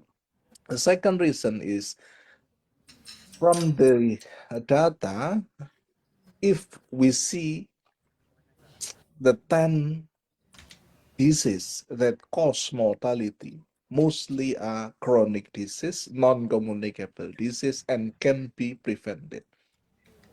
You can see a cardiovascular disease, musculoskeletal disease, or diabetes and kidney disease, all can be prevented. And this has become the 10 biggest cause of mortality in Indonesia. This is the second reason. The third reason is Indonesia is experiencing a change within these 10 years. The last 10 years, there is a big change to Indonesia. Now, the big four disease that cause the mortality is a non-communicable disease: stroke, ischemic heart disease, diabetes, and cirrhosis. And if we see that this big four disease is cause the greatest financing burden In rupiah, cardiovascular is 10.3 trillion, cancer, stroke, kidney failure. So this is the three reasons why the Ministry of Health in Indonesia is launched the healthcare transformations in Indonesia. Low health visit, chronic disease that can be prevented, and a change in the disease causing the mortality and also the budget and financial burden of the diseases. So what the ministry do is seeing the primary structure and its network. In Indonesia, in every district, there is a district health office. And under the district office, there is a community health center at the sub-district level. Under the community health center, there is an auxiliary community health center or outreach health center in the village level. Under the village level, there is a community-based activities for elderly, for youth, for school children, for the maternal and child, and for the working people. So this is the infrastructures of the community network at the district level, sub-district level, village level, and neighborhood level. And from the infrastructure and for designing the new health system in Indonesia, the Ministry of Health is uh, launched the sixth pillar of Indonesia health system transformations. Primary healthcare transformation in one of the six main pillars. Other are secondary transformation, resilience, budget, finance, workforce, and also technology. But if right now we take a look at the primary healthcare transformations, the primary healthcare transformations have at least three main initiatives that most of this initiative is regarding the nurse role and functions at the community level. The first one is immunizations. Before the policy change, there is only 12, right now become 14 types of antigen immunizations. And of course, the one who do the immunizations on routine immunization is nurse. And the second one is screening for the 14 priority disease for every people in the community. So at least people in the community come to the primary healthcare center or outreach healthcare center or health post to do the 14 screening once in a year. So we have the data for 270 millions of Indonesians population doing this screening. And the third one is improving maternal and child health by checking up the antenatal care. Before is only 4 times. Right now, the pregnant mother can preg do the pregnancy checkup for 6 times. And the 2 times is using the ultrasonography do by the general practitioner in the primary healthcare center. And also we do the breast cancer examinations and also congenital heart disease at the primary health center.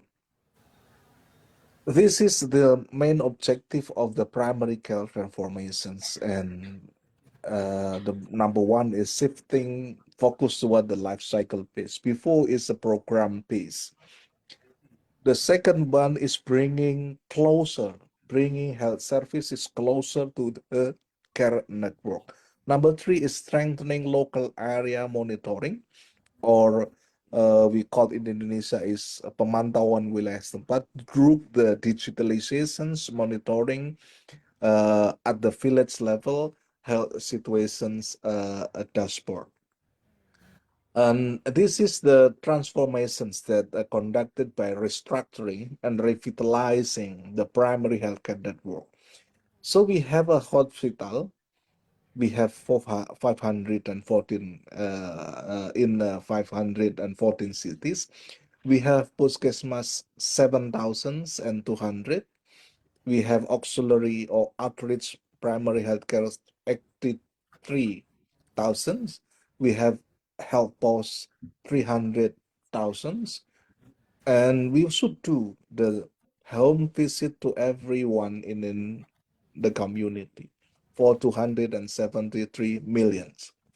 So this is what the nurse role and function do the uh, uh, screening, go to the community home visit to every home of their catchment area. And this is the illustrations of how an integrated primary care services for 270 million people in Indonesia. First, if we see this is the at the primary health center at the sub-district level, there is five cluster. The first cluster is management cluster. The second one is maternal child cluster. The third one is elderly cluster. The fourth one is disease control for infectious disease cluster and laboratory cluster. If we see that there is a low antenatal care, it's mean that the people who are pregnant not yet visit to the primary health center, then this data is sent to the outreach area. The nurse in the outreach area will follow up this data by collaborating with the community health volunteer down to the home level. So the nurse will do home visit with the midwife, with the community health volunteer to the home visit. And this data then sent to the outreach primary health center again and evaluate weekly. And after all of this screening, the data from the outreach health center go to the primary health center, and every monthly there is an evaluations. And this is data is right now is digitalized. It's mean that nurse, community health volunteer, village leader, and all of the sector at the community health center can see the dashboard. So if there is a nurse and there is a midwife at the village, because this policy is compulsory to village have at least two professional, health professional, one nurse and one midwife. The community health center and the community leader can ask the nurse and also community health volunteer to set up a program if there is a data that concerning the non-communicable disease like hypertension or diabetes or chronic kidney disease, which is maybe in high number in some of the neighborhood. So this is the integrated primary care services. Nurse can do with the every aspect, every sector in the community to make a program. So all of the people in the community can have a better a solution, a better way out to access the healthcare. And at least they do the screening for 14 priority disease. And the nurse is having a big number right now. Before the policy changes, there is maybe only one nurse or only have one midwife in the outreach primary care center or at the village level. But right now, because of the transformation policy, every village in Indonesia at least have two health professional, one nurse and one midwifery, and also at least in every 10 neighborhood there is five community health volunteer who work with the nurse and midwife to set up a program to do a community promotions and prevention, to do health educations, to do the community empowerment and collaboration, and set up the program.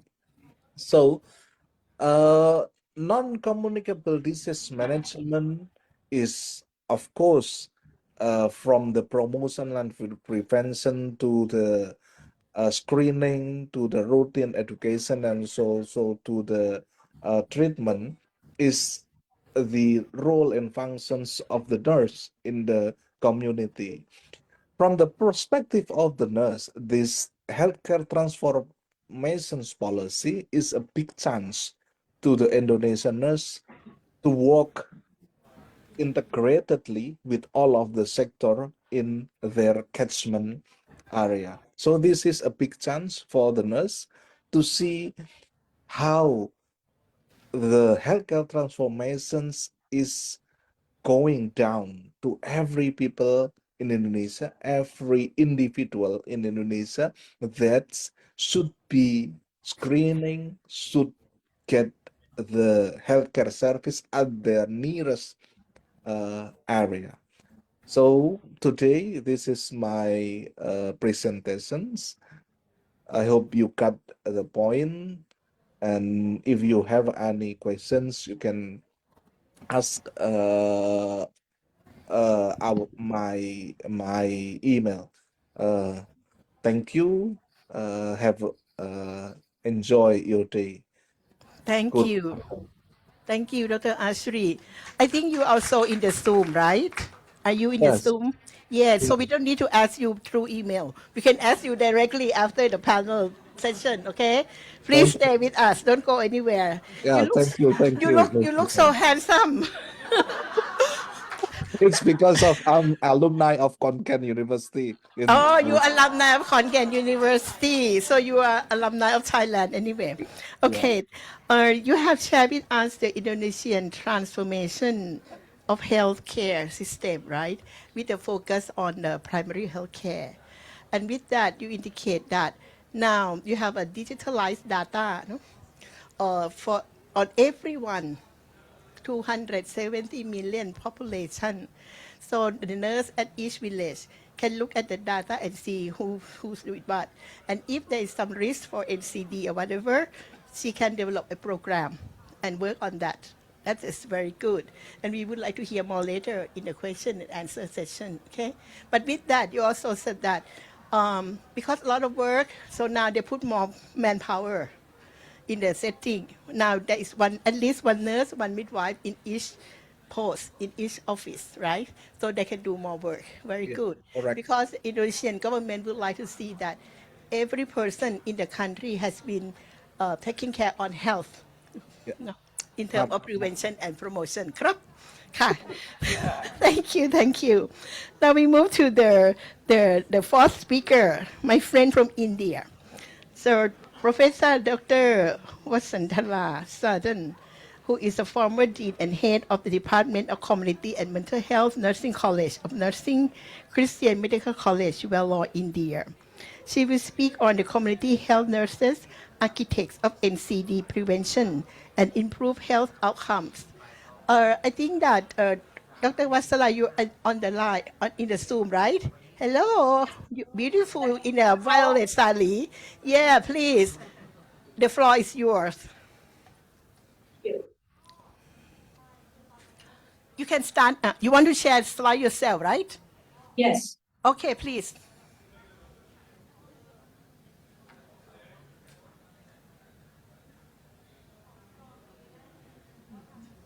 Greetings from India, dear Dr. Prakin, esteemed expert speakers and delegates from different parts of the world. Greetings from India, and I thank Dr. Prakin for this opportunity. And my presentation, the outline goes like this. I have few slides, elaborate and some photographs. Though the number is more, I will quickly go through. I'll talk about the burden of non-communicable diseases in India, the healthcare delivery system in India, and how the non-communicable diseases are addressed by the community health nurses in India that will depict the role of community health nurses. I will also talk about some of the constraints of working in community. I am a community health nurse since 1984, more than 35 years of service working in the community health nursing field. And I will also share two models of care, one by the government initiative, the public health model used by the government. Based on that, in the private sector, Christian Medical College, Vellore, has its own community health programs, and we have a nurse-managed primary healthcare model being practiced. I am part of that. From the beginning, this program was established. So I will be sharing about these two models. I will also share two research evidences, how it is effective, the nurse-led management program, how it is effective in addressing the non-communicable diseases in India. And I will also talk about the barriers and facilitators and some of the lessons learned and the recommendations to enhance the role of community health nurses to address the non-communicable diseases in our country.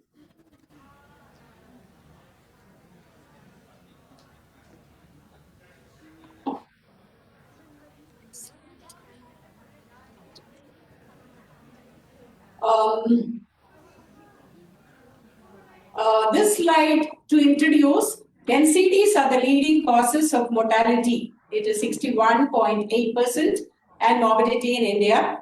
And we need a strong primary care response by the nurses. And staff nurses play an active role in the primary health centers and the NCD nurses in health and wellness centers. In India, in the public health sector, we have introduced the non-communicable disease nurses, and they are placed in primary health centers and in health and wellness centers. And they play an important role in population-based screening and management of communicable diseases. Here to show a slide on the burden of non-communicable diseases. I live in Tamil Nadu state and our hospital institution is in Tamil Nadu near Chennai. And this statistics is based on the National Family Health Survey, Phase 2, 2021 by the Ministry of Health, Government of India. So according to this, you find 61.8% of the deaths are due to non-communicable diseases. And it also gives, 30 to 70 years the probability of dying between, this age by any of the common non-communicable diseases. Sex-wise, it is given. And there is a comparison given between my state as well as the low middle-income countries. And it also gives the prevalence of raised blood pressure between 15 to 49 years. And it says among men 14.8% and women 11%. That also it gives the prevalence of raised blood glucose value. That is again among men it is 8% and among women it is 5.8%. So this slide gives the extent of the problem of non-communicable diseases. Here, briefly to introduce you to the healthcare delivery system in India, the healthcare is delivered through 5 different approaches. One is through the public health sector, second one is through private health sector, and through indigenous system of medicine. In India, we have different indigenous system of medicines which also support the treatment and management of NCDs. And we do have voluntary health agencies functioning and various national health programs. For NCDs, we have a national program for non-communicable diseases. And in all these 5 sectors, nurses play a very important role. And to briefly say how the levels of healthcare services are delivered, we have a triangle: primary, secondary, and tertiary. Majority of the population reach out to the primary, and if needed, they are referred to secondary and the tertiary level care. Again, to explain in detail how it is placed, in the primary healthcare services in the first level, that is a broad part of the triangle. Many people access these health services. We have primary health centers. In some of these places, the primary health centers are called health wellness centers, with the recent changes in the government initiative, which I will talk in the next slide. So these rural area primary health centers cover a population of 20,000 to 30,000 population. And in each of the primary health centers, there are staff nurses posted. And 20,000 is for the tribal and hilly areas, which is isolated. 30,000 is for the other rural areas. Urban primary health centers, they function one PSC for 15,000 to 20,000 population. Then we have at the community level, at the village level, health sub-centers. Each health sub-center cover a population of 3,000 to 5,000, 3,000 in the hilly areas and 5,000 in the rural areas. Then the secondary healthcare facility is community health centers, which cover a population of 80,000 to 1,20,000. And we have staff nurses posted here as well, non-communicable disease staff nurses. We call them NCD staff nurses. India has different states. We have 28 states and 8 union territories. Each state has its own way of delivering, though the framework is same. In some states, they are called as community health officers. In some states, they are called as NCD staff nurses. And this community health center has a 30-bedded hospital. Then we have the higher up, the district hospitals, which serve a population of 30 lakhs, maybe 100 to 500 beds, depending on the size of the district. Then we have the tertiary level care, where we have the regional, central levels institutions, teaching medical college hospitals and super specialty hospitals. And in all these healthcare services, we have nurses specially posted to address the non-communicable diseases. Now, I will talk about the government initiative first. In 2010, the National Program for Prevention and Control of Cancer, Diabetes, Cardiovascular Diseases and Stroke was introduced. And later in 2018, Ayushman Bharat Health Wellness Centers are introduced. And it is for providing comprehensive primary health care and screening, in which the major component is the non-communicable disease screening and management.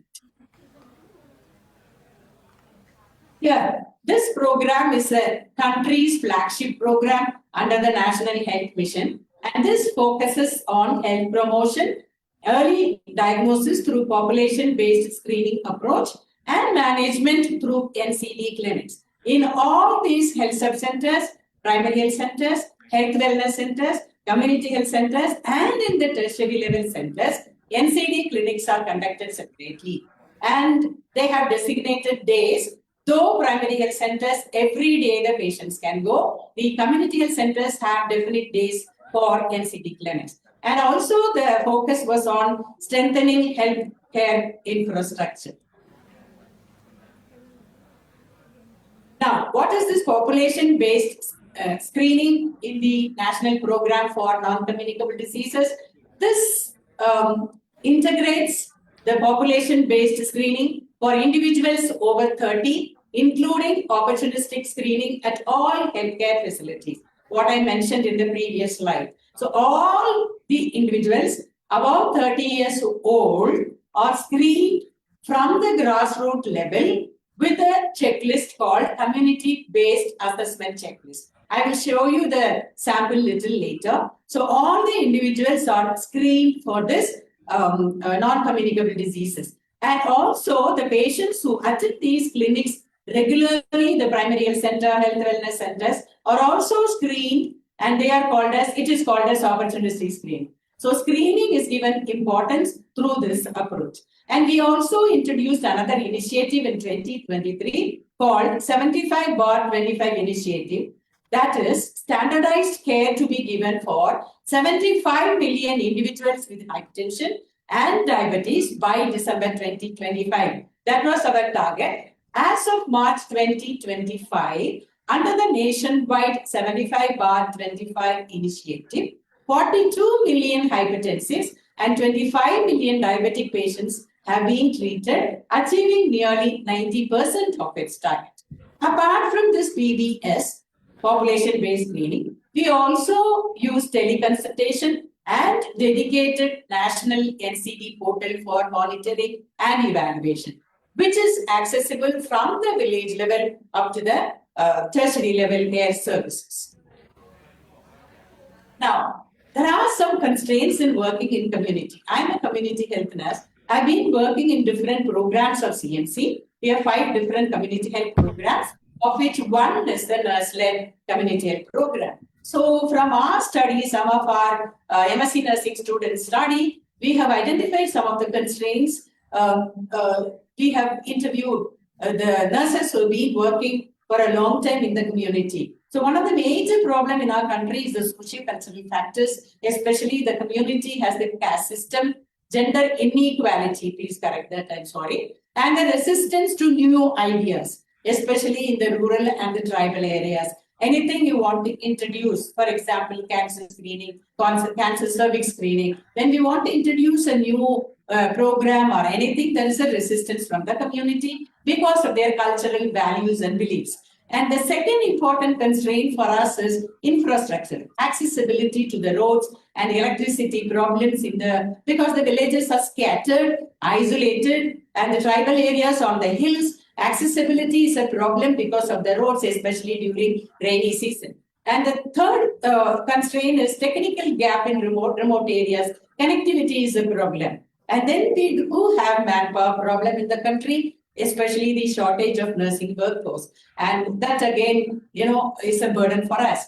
And then the safety health risk again to go and work in the isolated areas. There are many challenges with regard to this. And then the environmental factors, including the natural disasters. In the recent past, we have been having many floods. So roads were cut and we were not able to reach, and the patients with the hypertension and diabetes could not reach the healthcare facility. So these are some of the constraints we have. Now coming to the challenges in implementation of this national program for non-communicable diseases. One is India is a vast country with diverse population, if all of you have read about our country. And then it is challenging for non-NCD screening, and it varies in healthcare infrastructure. Each state has its own, though the framework is same, the way we function and implement is different.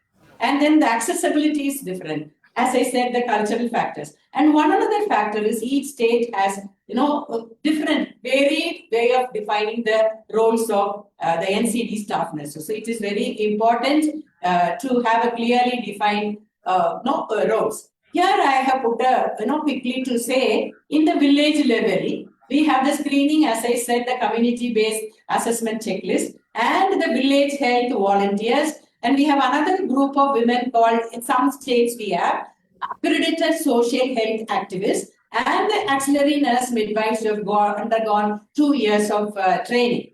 Then in the primary health center and in the health wellness center, we have the community health officers and staff nurses. And in the, again, primary health centers and health wellness centers, we have the NCD staff nurses who are specially posted. And these roles of them are given clearly what they do, and they have a major role in identification and initiate the treatment and then refer for management to the tertiary level or to the primary health center for the confirmation and treatment.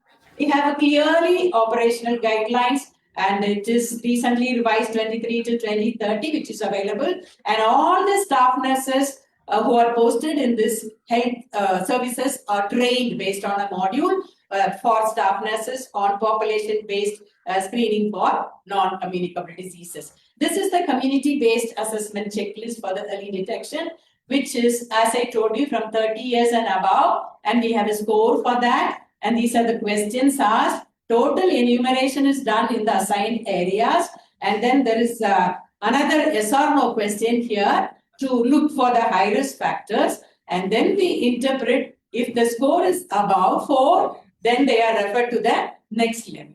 Here it is a flow chart which shows about all adults 30 years and above at the community level, and they are assessed and they are sent to, if the score is less than 4, how they are managed, and if the score is more than 4, how they are managed at the different levels. And next one is the algorithm. This is an example for CA cervix, cancer cervix. Screen and treat approach is used in the cancer. And the next slide talks about the key features. This is given here. We have a targeted population. Risk assessment is the main approach. All the screening tests are done mainly for hypertension, diabetes, cancers, cancers, cancer cervix, breast, and oral cancer. And they are early identified and managed, and health promotion activities are also given more importance. And here we have seen success, which depends on trained, competent, frontline health workers who are the nurses, NCD nurses. And there are variation in their nursing practices that has led inconsistent screening quality, which one of my PhD scholar has done a study and she has brought it. So we find that there is lack of standardized SOPs and algorithms. And so we have done a study and brought in an evidence here. I will quickly show that. So here, this is a study, development and evaluation of standard operating procedures and nursing care algorithms for population-based screening of non-communicable diseases for the NCD staff nurses. So we have done a mapping of the roles and responsibilities. This was done using the state government, 10 of the state government documents of the role of the nurses. And then we also assess the performance of NCD staff nurses in Tamil Nadu state using checklist, participatory checklist, and using big nets. And also we have done a qualitative research exploring the barriers and facilitators, developed the SOPs and NCAs, which were evaluated with the government, state government officials using consultative approach as well as experts evaluation. So we have developed this with an expectation that the screening process is standardized and there is consistencies in care delivery so that the quality and the efficiency of NCD staff nurses will be good to reach the outcome. You can read this article, which is written by me and the PhD scholar, how we have done the mapping of the NCD nurses. So from the mapping and from the documents, we have come out with 6 major roles, which is given here. And based on these major roles, 35 different responsibilities or functions were derived, and 35 SOPs and 6 operating procedure domains, and which is given in detail in another article, which is published by us. So we have developed a nursing care algorithm on the whole, overall for the non-communicable diseases. You will find first-line population-based screening, second-line population screening. This is done by the NCD staff nurses.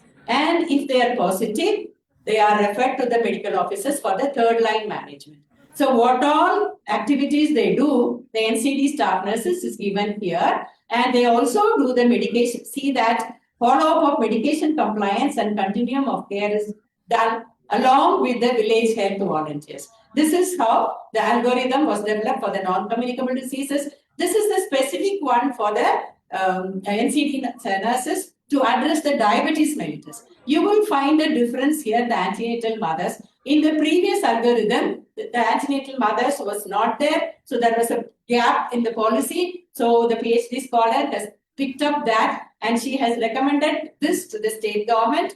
And you can see what all the role of the NCD staff nurses here, and she can initiate certain drugs and then certain investigations she can initiate, and then for the confirmation and follow-up, they are referred to the medical officers, and she's also involved in the lifestyle management of these patients. So this algorithm talks about screening of individuals above 18 years by the NCD staff nurse with the support from the village health volunteers and the auxiliary nurse midwives. And here again, the antenatal mothers were missing. And then she has recommended this new algorithm to the government, state government.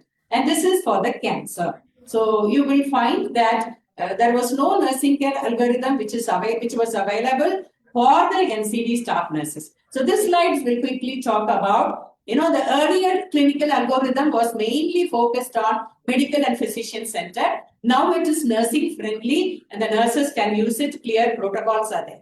And the primary user early was medical officer. Now it is specifically designed for NCD nurses and it supports the nurse-led NCD management. And the scope is adult hypertension management only was there in the earlier SOP.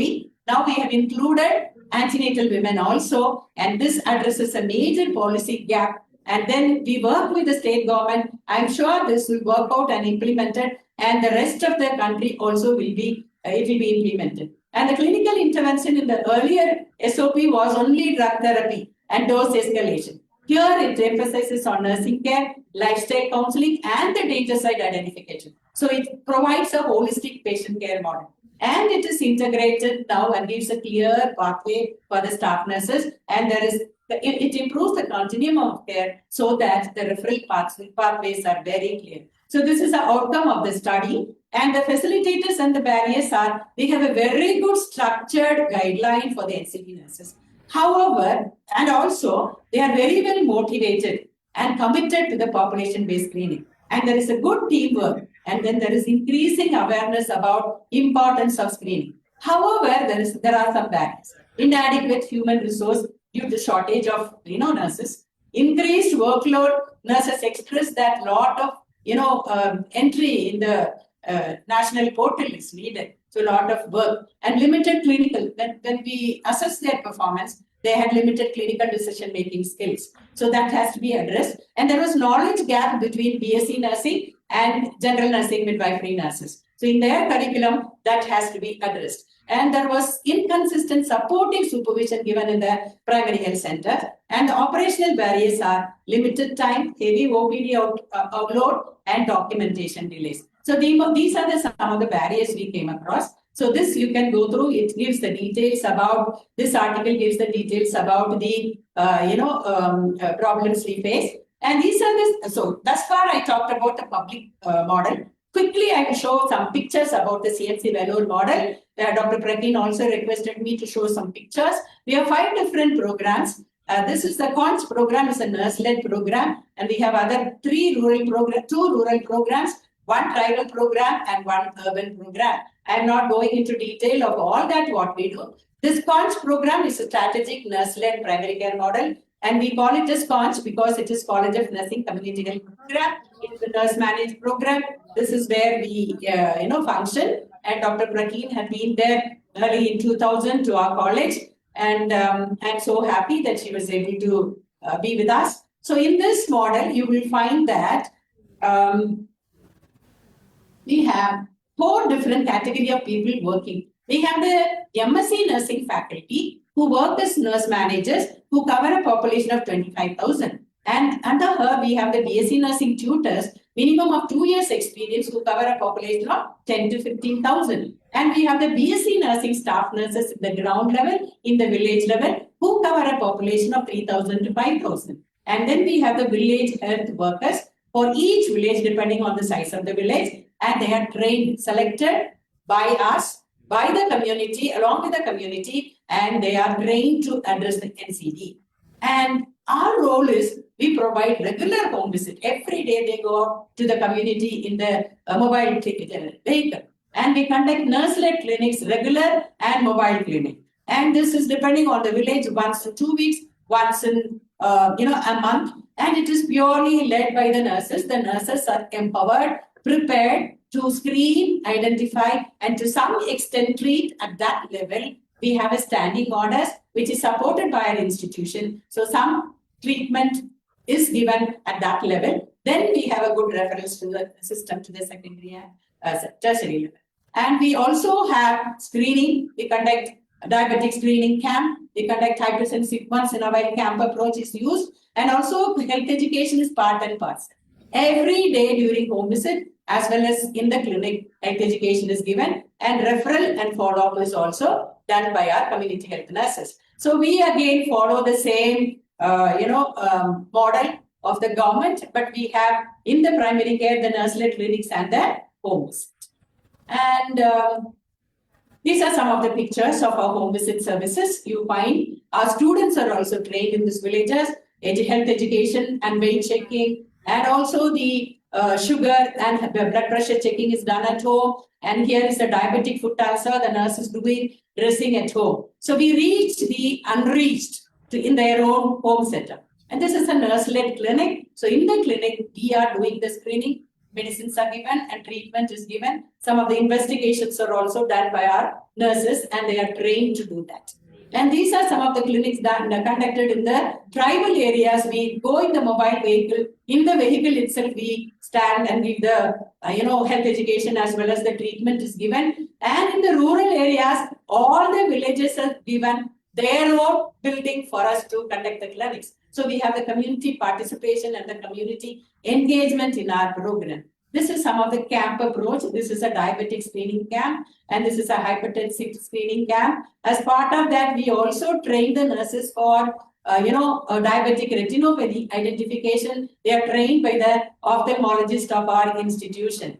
And here are some of the health education activities, which is regular and ongoing. And in the village, we have women, especially Muslim women, do not come out. So we have our exercise clubs, and we have our community park for walking, and we have youth clubs having their own exercise club. And all these are supported by our community health nurses. And we also train our village health workers in identifying. And we get many students from different countries to observe our nurse-led program. There is another study in which again I am part of it, strategies for primary HPV test-based cervical screening. Though this kind of studies are done in different countries and even in our country, we wanted to implement the evidence-based intervention among vulnerable population, especially for the people who are living in uphill tribal areas, remote rural areas, as well as the urban slums. And we trained the women on self-collected cervical samples, and this age group is addressed, and we implemented that. And in this program, the role of community health nurses play a very important role. And they are also trained in doing colposcopy, as well as doing YA, as well as educating the village level, people to motivate. So the implemented strategies, what we assessed the contextual factors, and we gave importance in enhancing the provider capacity, and we wanted the community to be engaged for self-sampling, and the outcomes were excellent. So it is just 8 months old, and some assessment we have done, which shows that within this 8 months old, what we have achieved in the tribal, urban, and rural areas, it is still ongoing. And we, as community health nurses, we are able to contribute a lot. The lessons learned are an acceptable screening rate and better compliance, and self-collection of samples combined with nurses and the village level workers led community engagement activities and flexible triage processes. In tribal areas, they wanted to have the screening only in the evening, education in the late evening. So we had to be flexible, and we had to go in the mobile clinic, and we do the screening there itself, including the colposcopy and other procedures. And we had to strengthen our health system, and it highlighted the importance of identifying the barriers, and based on that, we were able to develop suitable strategies. These are some of the lessons we learned. So the impact of CONCH, the nurse-led primary care model, we are doing now the impact. There is a study one of my PhD scholars doing, and she has just finished her pilot study. And we find that the health indicators, it has an impact on the health indicators. As example, maternal mortality rate is 0. And we were able to bring down the perinatal mortality to 20 per 1,000 live births. And likewise, NCDs, screening, the percentage of newly identified medication adherence, the next slide talks about it. And the higher level of stakeholder satisfaction from the village leaders, from the people, they were appreciating in terms of quality, affordability, and access. And we were able to identify 60% of the newly identified NCDs are by the community health nurses. And there is a reduction in the burden, and there is a health behavior change, weight reduction because of this exercise clubs, and good medication adherence as well. The health-seeking behavior, the improvement is there, and it is cost-effective. So these are some of the impacts from the pilot study I could take out, and the study is going on. Maybe by next year we will finish. These are some of the recommendations to enhance the role of community health nurses, both in the public and in the private sector. We, as community health nurses, we need to adopt and institutionalize the SOPs and nursing care algorithms across all the primary healthcare centers, and regular competency-based training focusing on clinical reasoning, decision-making skills, and patient-centered. And robust supervision and monitoring system is needed, and integrate NCD screening protocols and case-based learning in the general nursing and midwifery program in India, and also conduct operational research and pilot innovations in primary care settings. To conclude, primary health centers serve as a first contact care in India, and population-based screening is essential for early detection of NCDs and management. And the role and responsibilities to be clearly defined for effective implementation for the NCD nurses. And these SOPs and NCAs are central to the success of any screening and management. And as a community health nurse, I can say community health nurses play a pivotal role in NCD control and prevention. So these are my conclusion, and these are some of the references which I have given in the next few slides. I think I have taken a little more time. I apologize for that. Thank you very much for the opportunity. Thank you very much, Vasantala. This is a very informative presentation. We are very interested in your study on the population-based screening and your SOP as well as the National Care Algorithm that and which is of NCD. I think they are very useful and hope that your SOP and NCA will be implemented in all PSC throughout India. Looking at the nurse in blue saris, the community health nurse there that she showed, remind me of the time when I was there in Vellore. And I'm feel so good to witness the work of the nurse in the village and how much the people love the community health nurse. Community health nurse is truly a person that people can depend on health. Okay. First, please stay with us, okay? We will have a Q&A session later. Thank you. Now we come to the last person in the panel, Associate Professor Dr. Nada Lakhathai. She's a director of the Master of Science in Nursing Entry into the Nursing Program and Research Honors Program at Johns Hopkins School of Nursing, Baltimore, USA.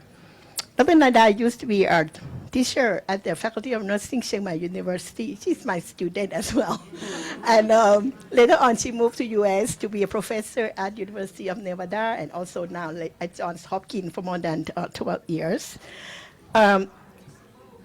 She afraid that the heavy snowstorm may interfere with the signal, so she also do a record, no? But anyway, I think that she's already in the Zoom. Yeah, you are there. So she's going to present live to us on healthy aging through integrative self-management and technology-enhanced care. Dr. Nada, the floor is yours. Thank you so much. Everybody, hello from Baltimore. We are still having a snow, but it's good.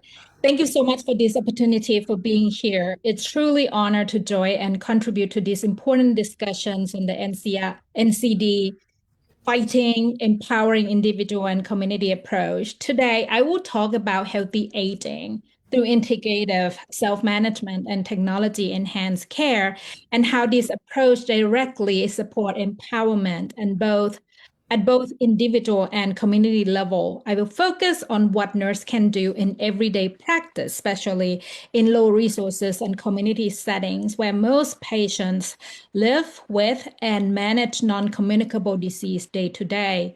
I am a nurse and a nurse scientist at Johns Hopkins School of Nursing, and my work centered on symptom management, aging, and strengthening self-management support that older adult can live well with chronic condition, not just receiving care in the clinical setting.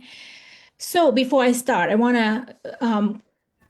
to disclose that I have no conflict of interest, and all the examples that I will share are based on the publicly funded research and real-world nursing practice, including low resources and community setting.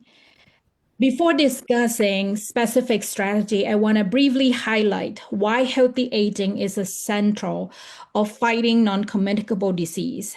As a population ages worldwide, most people living longer with one or more NCDs. For more older adults, these conditions cannot be cured, but it must be managed daily through symptom control and maintaining function. Importantly, this work doesn't happen in hospital. It happens at home and in the community. This is where individual and community empowerment become essential and where nurses play a critical role in supporting self-management and healthy aging in everyday life. Healthy aging depends on much more than medication treatment alone. It depends on maintaining functional ability, managing symptoms day to day, sustain independence and confidence, and engaging family and community support. While clinical care is essential, Care delivery by itself is not sufficient to address these daily needs. Most of the other determinants how older adults feel and function happen outside the formal health system. This is why self-management capacity is essential. Supporting people to manage symptoms and function in daily life is central to healthy aging. And this brings us directly to the role of nurses as a leader in this field of work. And you can actually hear from so many speakers from country around the world highlight some of these role of nurses. But even when the value of self-management is clear, implementations remain challenging, particularly in low resources and community setting. Older adults may face ongoing symptom, functional limitations, and limit social and health system support. At the same time, nurses often work within constraints related to time, staffing, and available resources. In the low resource community, these care gaps are even more pronounced. Accessing to specialists may be limited and uneven, and the workforce shortage places sustained pressure on already stretched health system. In the same time, the rise of the cost of the long-term care make facility-based or specialist-driven model difficult to sustain. This really increase the need of the solution that is scalable, practical, and usable within existing community and primary care structure. Traditionally, health system has focused on diagnosis, disease management, treatment, follow-up within clinical setting. This approach is essential, but it's often limit support for what happened between visits. An emerging approach places greater emphasis on self-management. Here, the goal is to support older adults in managing symptoms, maintain function, making daily health decisions with guidance from nurses and primary care team. This shift is particularly important in low and middle income countries where specialist access is limited and community-based nurse-led models can extend care into everyday life. Nurses are central of the healthy aging because we are trusted, we accessible, and we embedded within community. And in many low and middle income countries, we are often the most consistent point of contact for older adult and family. We are skilled in education, coaching, and continuity of care, helping people translated health advice into daily practice. We understand local context, family dynamic, and resource constraints, which allow us to adapt care in practical way. Because of this, position us in a very unique suit to lead integrative self-management efforts that extend care beyond clinical and into home and communities. What exactly is integrative self-management that I'm talking about? It is an approach that brings together three key elements: patient-centered care, evidence-based intervention, and simple low-cost tool to support monitoring and feedback. And at its core, its approach start with a person, with your patients, with your clients, their goal, daily routine, and life experience rather than single disease. Evidence-based strategy are adapt so they can be practiced safely and consistently in everyday life. When appropriate, simple digital tool can support monitoring and communication, but they are not intervention itself. The integration of these elements allow nurses to support self-management in a way that they are feasible, flexible, and scalable, particularly in the low resource setting. These slides show an example on how integrative self-management can be operationalized using two evidence-based intervention within a nurse-led patient-centered model. In these examples, personalized home exercise and auricular acupressure are combined and adapted to each individual time, conditions and symptom, motivation, physical limitation, and available equipment.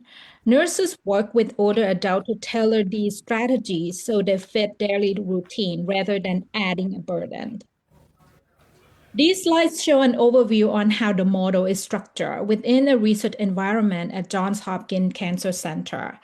At the center of these model is the participants or the patient supported by personalized home-based exercise and integrative strategy, such as acupressure delivered through a nurse-led approach.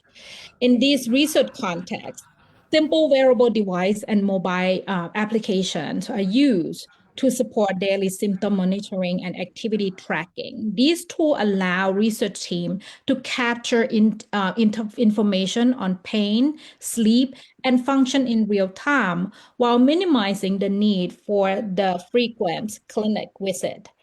Based on this data, nurses and research team generated weekly recommendation and goals that are tailored to the individual. Importantly, technology support the monitoring and feedback for the research purposes while care plan and interactions remain patient-centered and nurse-led. These pictures show the technology used in this research study. Ecological momentary assessment or the measurements of the symptom on the natural environment combined with a simple wearable device with brief smartphone survey to capture daily symptoms and activity in real life. These tools help document pain, sleep, and exertions as they occur, rather than relying on clinic visits or recall self-report. Importantly, the technology support assessment and feedback for research purposes while nurses remain responsible for interpretations and patient-centered guidance. Several key lessons has emerged from this work. First is older adults are willing and able to engage in self-management when strategies are simple, relevant, and aligned with their daily routine. Secondly, nurses play a critical role in translating evidence-based strategy into practical action that fit local context, especially in low resource setting. And finally, technology can support self-management when it is low burden and purposefully used. And it is the nurse-patient relationship that ultimately drive engagement and sustainability for any type of nurse-led program. Integrative strategy benefit older adult because they address multiple needs at the same time, physical function, symptom management, and daily confidence, rather than focusing on a single condition. It reduces avoidable healthcare utilization, strengthen primary and community-based care, enhance aging in place. Moreover, integrative strategy do not depend on one specific tool or technologies. They depend on how care is adapted to local reality. And this is where nurses can be creative, use available resources, community support, and practical knowledge to design solutions that work for their own setting. As we probably considered applying integrative self-management in our own setting, it is helpful to recognize some potential challenges that may happen, and importantly, the practical strategy that can be used to address them. Several common challenges emerge when implementing integrative self-management. These include gap in digital literacy and comfort level with digital equipment, unequal access to technologies, potential burden from frequent monitoring, concern about data security, and the risk for minimizing human interaction. To address these challenges, the brief hand-on sessions, step-by-step guides, and ongoing nurse support can help build confidence without adding burden. Where the accessing of the technology is limited, low-cost device, partnership with community resources, and the use of offline or low data application can improve the feasibility of the program. Monitoring doesn't need to be uniform. Personalized scheduling and selection use of wearable data allow monitoring to match the individual need and capacity. Data protection, of course, is essential. Using skills encrypted platform and training both staff and user in safe digital practice help build trust. Finally, it is important to really remember that the technology is a support, not a solution. Regular in-persons or virtual check-in and engage with family and caregiver can maintain care relational, patient-centered, and nurse-led aspect of the intervention. Based on this experience, several practical recommendations emerge for the low resources setting. First, equity and accessibility need to be built into the design from the start, alongside with basic health literacy, so the tools are usable by older adult and family. Second, sophisticated technology is not required. Basic mobile phone and simple messaging can be effective for reminder, monitoring, and communication when designed thoughtfully. Third, nurse and community worker are centered in the sustainability. Using our existing role and trusted relationship allow integrative self-management to be delivered within the current system of care. Finally, sustainable value-driven health models require alignment with policy, infrastructure, and system support. When these elements work together, we as nurses are well positioned to lead scalable, context-appropriate solutions that support healthy aging. In practice, the focus of any of these programs for healthy aging should be on functional ability in daily life, mobility, reducing pain, fatigue, improving sleep, and everyday tasks that matter most to older adults. We as nurses can teach simple, low-cost self-management skills such as gentle home-based movement, acupressure, breathing, and symptom awareness. Adapt these strategies through clear language, demonstrations, and family involvement. To support these work over time, it is important for us to feel comfortable using basic technologies. Even simple tools such as SMS messages, voice calls, or short videos can strengthen follow-up, reinforce daily practice, and maintain connection. As we build confidence within these tools, small, consistent actions can reduce dependence on service and extend nursing impact beyond individual visit, supporting healthy aging in a sustainable way. I cannot end this talk without mentioning about the AI, as it is the next phase in our symptom management research program here at Hopkins. I want to emphasize that in the low resource setting, preparing for the AI does not mean buying technologies, but it means for us to building understanding so we can guide how these tools are used. But why nurses? Because AI or digital tool will influence care workflow, even in low resources setting. Without training, nurses risk being excluded from decisions about AI use in care. We can choose not to use it, but we actually have to have enough knowledge and familiar with the tools. Nurse training is essential to protect patient safety, equity, and trust, especially the use of these new technologies.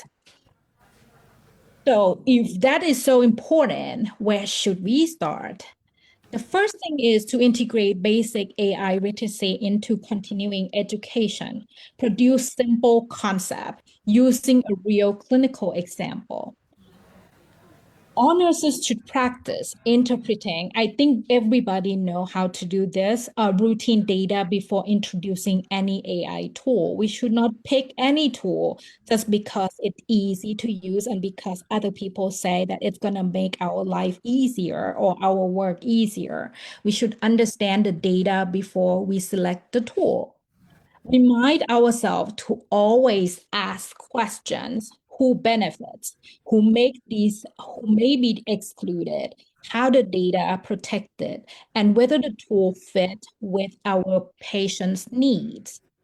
Create nurse-led learning and discussion space by supporting peer learning, case discussion, and workshop led by nurses. Engage in decision-making by participating in selecting, testing, and monitoring any AI tools using in your setting. As we close, I want to return to the core message for this meeting, fighting NCDs by empowering individual and community. Healthy aging is built in daily life, not in a single clinic visit. Nurses are central to make that happen. We are in a unique position to lead practical, low-cost, integrative approaches that help people manage symptoms, stay functional, and live well with chronic conditions. When we use simple technologies wisely, we extend our care beyond the visit and bring consistent support into home and community. Technology should never replace nursing. It should amplify our presence, and innovation doesn't always require new resources. It requires intention. When nurses lead with creativity, compassion, and confidence, small actions can drive powerful change in the fight against NCD. And this brings me to the conclusions of my talk. And these are some reference that me and my team published a couple paper on these home-based program. Thank you for your attention. I would be happy to answer any question that you may have. Thank you very much, Dr. Nada. I'm glad that you can be with us throughout your presentation without any storm or anything that disturb you. And sorry that I have to wake you up since 2 a.m. in the morning up to now. And I think that now she already made a very nice conclusion, so I don't need to talk anything about that. Now I think we come to the question and answer session. It's not just only questions alone. You can share your experience, best practice, or any comments that you would like to say regarding fighting against NCD. Please stand up, raise your hand, tell who you are, and ask a concise question. Please, sir.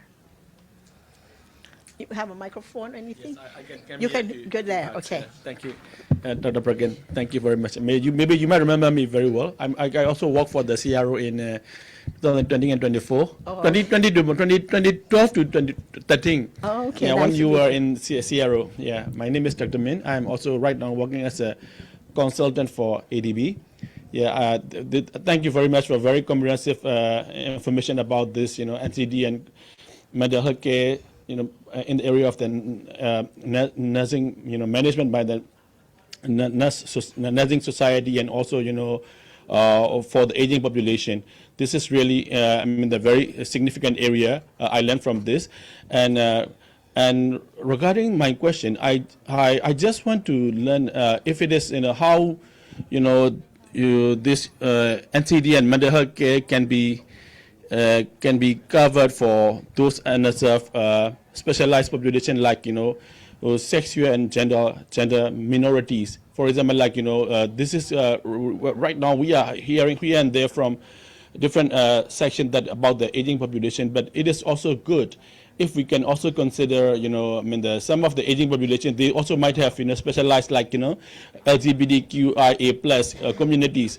So for this case, how best we are well trained, or, how best we are considering these, communities to be mobilized together with the ordinary, patients or people. So this is a really important issue. I think, we should consider, because there are a lot of hidden population that cannot reach out to the health facilities because of their stigmatization or discrimination by the other people. And so I really want you to consider this, and I really want to learn from you how we should prepare for this kind of communities to adhere to the services for NCD and mental health care. Because right now I feel like a lot of substance abuse and drug abuse and also cancer-related, risks are prone to these kind of communities because they have some IDUs and also some use drugs. And so I really request your feedback in this area. Okay. Thank you so thank much. You, Dr. Thank you. Mint.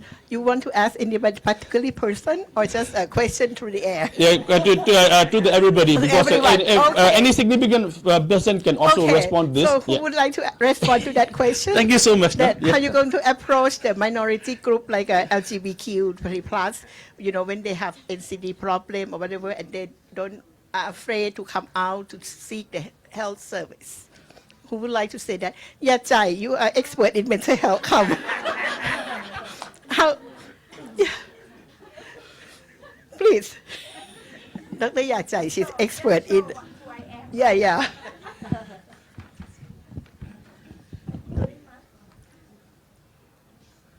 I think this is very, very important questions, and we need to consider about the mental health and NCD plus, because actually stigma this prohibit the support from them. So I think that this is very, very serious problems, and I think that there are many clinics that established in some central hospitals, for example, like Chulalongkorn Memorial Hospitals and other big hospitals in Thailand. I know about in Thailand, and in other southern part of Thailand also, they initiate the clinics for this group of population, and they consider about both mental health and NCD too. This is just example that I know. All right? Okay. Enough? Yeah. I think we have to do more of an active approach, no? That when the nurse do the home visit or whatever, like an example from Indonesia, they visit every home, right? So when you go there, you can get the detail of the family member to do a family folder. Ashley, you would like to answer that? Yeah, thank you, Achan. In Indonesia, we also have a mental health problem that they don't want to go to the primary healthcare center or healthcare facility. So what we do is, first, we train the high school student to be the promoters of mental health. So the high school student, we train in 1 month to see and to do the screening for their friend. And then the second one, we set up in one of sub-district. In every sub-district, there is more than hundreds of primary health centers that we choose which area in the sub-district that have a high prevalence of mental health. Then we send the medical psychiatric to do a practice there. So we set up one of the primary healthcare center to be the psychiatric health center in the sub-district area, so that the people who have a mental health problem no need to go to the big city or to go to the hospital. They just need to go to the primary Your health center. response is similar to Dr. Yachai, that Yachai talk about big hospital that have a specific clinic. And, Okay, you have in a village. Yeah. And also we also collaborate with the police, police officer, and also with other sector that they set up some non-government or private clinic for the mental health disorder. So they can choose for the family member, they can choose whether they send to the primary health center or to go to the private clinic that covered by our national insurance. Yeah, thank you. It's not only mental health problem, the person also are LGBTQ plus. Dr. Nada, you raise your hand. Sorry, I want to share a little bit about the research program that actually is ongoing here at Hopkins, and also we expanding to Thailand as well. We're pilot testing it in Thailand. It's not my project, but it's a project that I know that it's promoting mental health for women or for the people who actually go through intimate partner violence. That actually is a development of the smartphone applications, and they're actually creating in the algorithm to actually training these people to seek help, and then also in general, if they are in danger, they can actually seek help. They can reach out to the team or reach out to the police, or what they need to do in the action, right? And then also how they do to actually coping with their stress and with their mental health as well. So I think that are one thing. Another group that actually is vulnerable is LGBTQ plus. I think these are very unique group that actually probably will need more research on that. We do have investigators that focus specifically in the population, and they have their own community, I would say, which actually that's a very unique community, and they support each other. And I think that's another part that I know that it's an ongoing program that we have here. Okay, thanks. Second question, comments, please. Don't you want to say anything after listening for 3 hours? Yeah, please, on the back. Any on the back? Could you come to the microphone, please?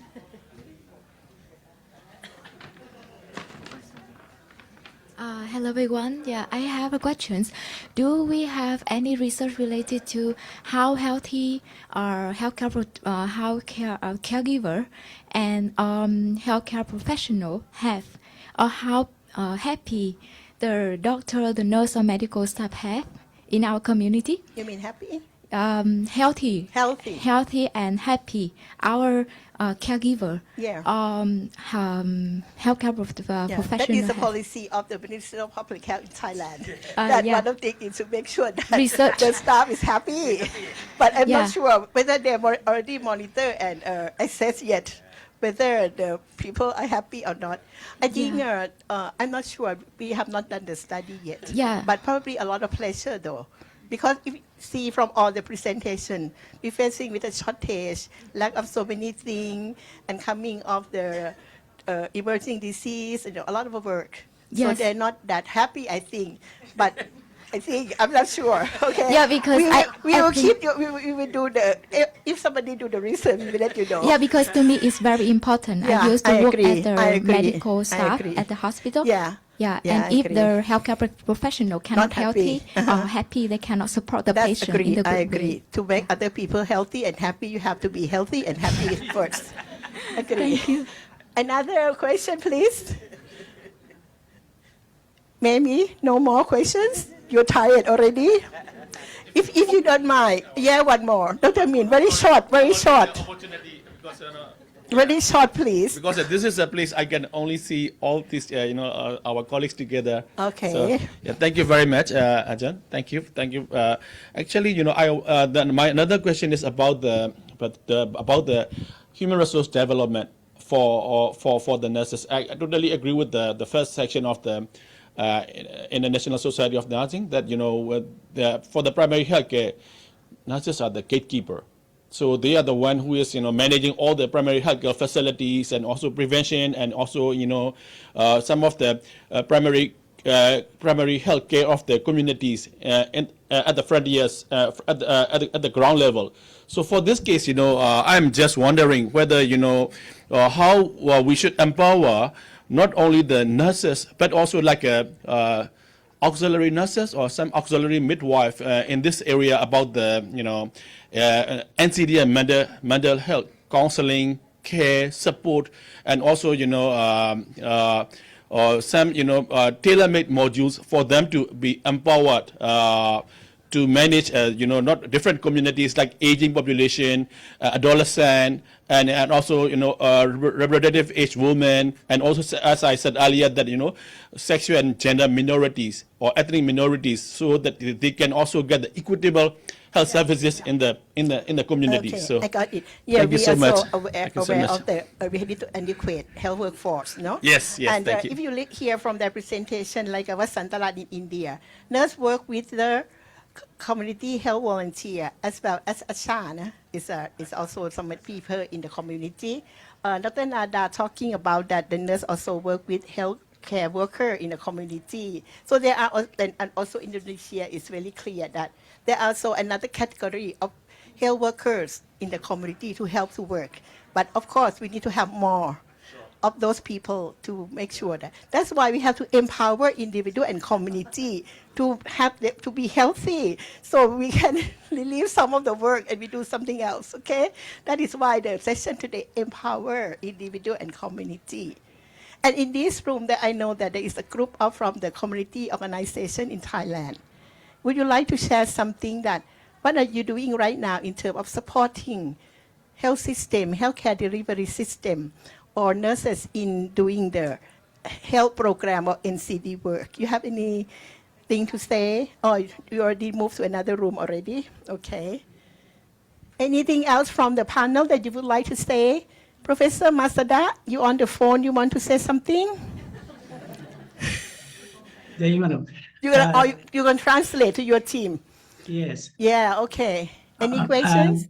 In Makinohara, they said that they have 100 health volunteers also working with public health volunteers. nurses. Country also So- need to have volunteers to help. Yeah. Thank you, sir.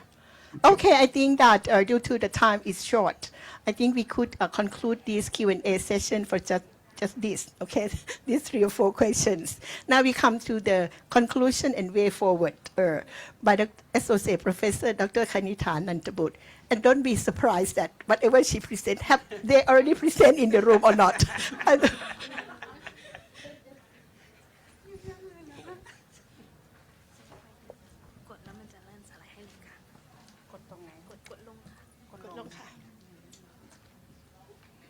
And it would be one page summary.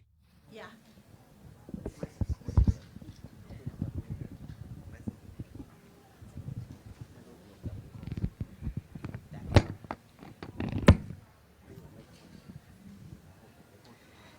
Thank you very much for introducing my lesson learned and way forward sessions.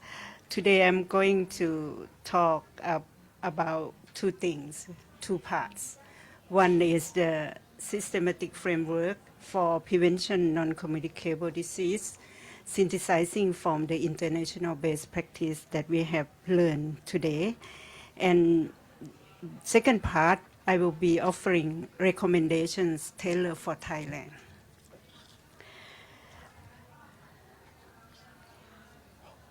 Okay. The first part will be surrounding a 7-pillar framework drawn from country experience. And the second part will be evidence-based recommendations, actions for Thailand, focusing on the shifting from the hospital center care to the community-led health management. We have come to the point that we are at a paradigm shift in health system from traditional model to transform model, which place communities and individuals at the center, emphasizing continuous monitoring, prevention, and sustained engagement to reduce NCD burdens. These are the 7-pillar framework. These 7 pillars span individual empowerment, community engagement, policy and environmental change, primary care transformation, digital integration, cross-sector collaboration, and structure outreach.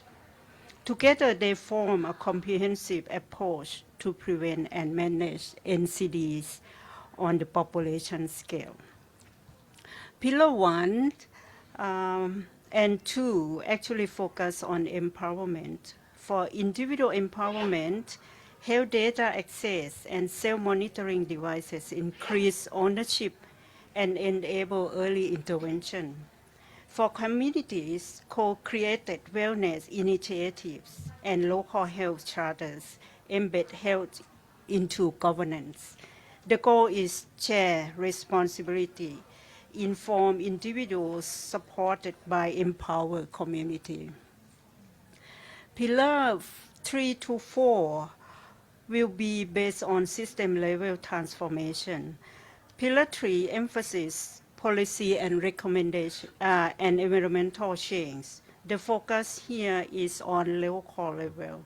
Pillar 4 reimagines the health system with primary care as the hub, empowering nurses as strategic managers, and decentralizing diagnostic so care is accessible, preventive, and continuous. This transformation encompasses nurse-led clinical initiatives, life cycle-based primary care integration strategies, and the systematic deployment of public health nursing methodologies. Pillar 5 and 7 will be on integration and outreach. Pillar 5 to 7 bring technology and integration into practice. Digital ecosystem and decision support enable proactive care while standardized telemedicine, telehealth extends services to remote and hard-to-reach areas.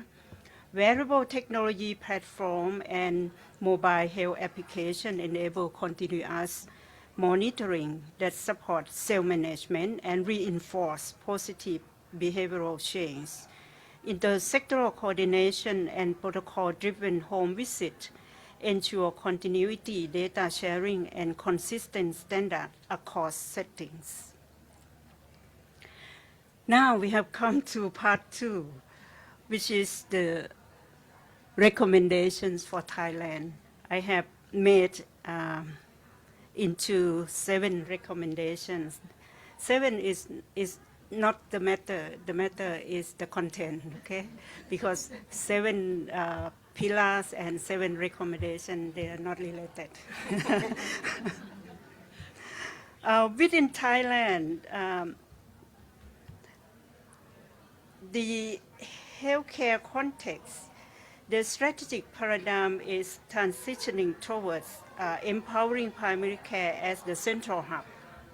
This transformation involves a fundamental shift aiming at increasing access to healthcare, improving quality of health services, and strengthening the community ownership and initiatives on health promotion actions.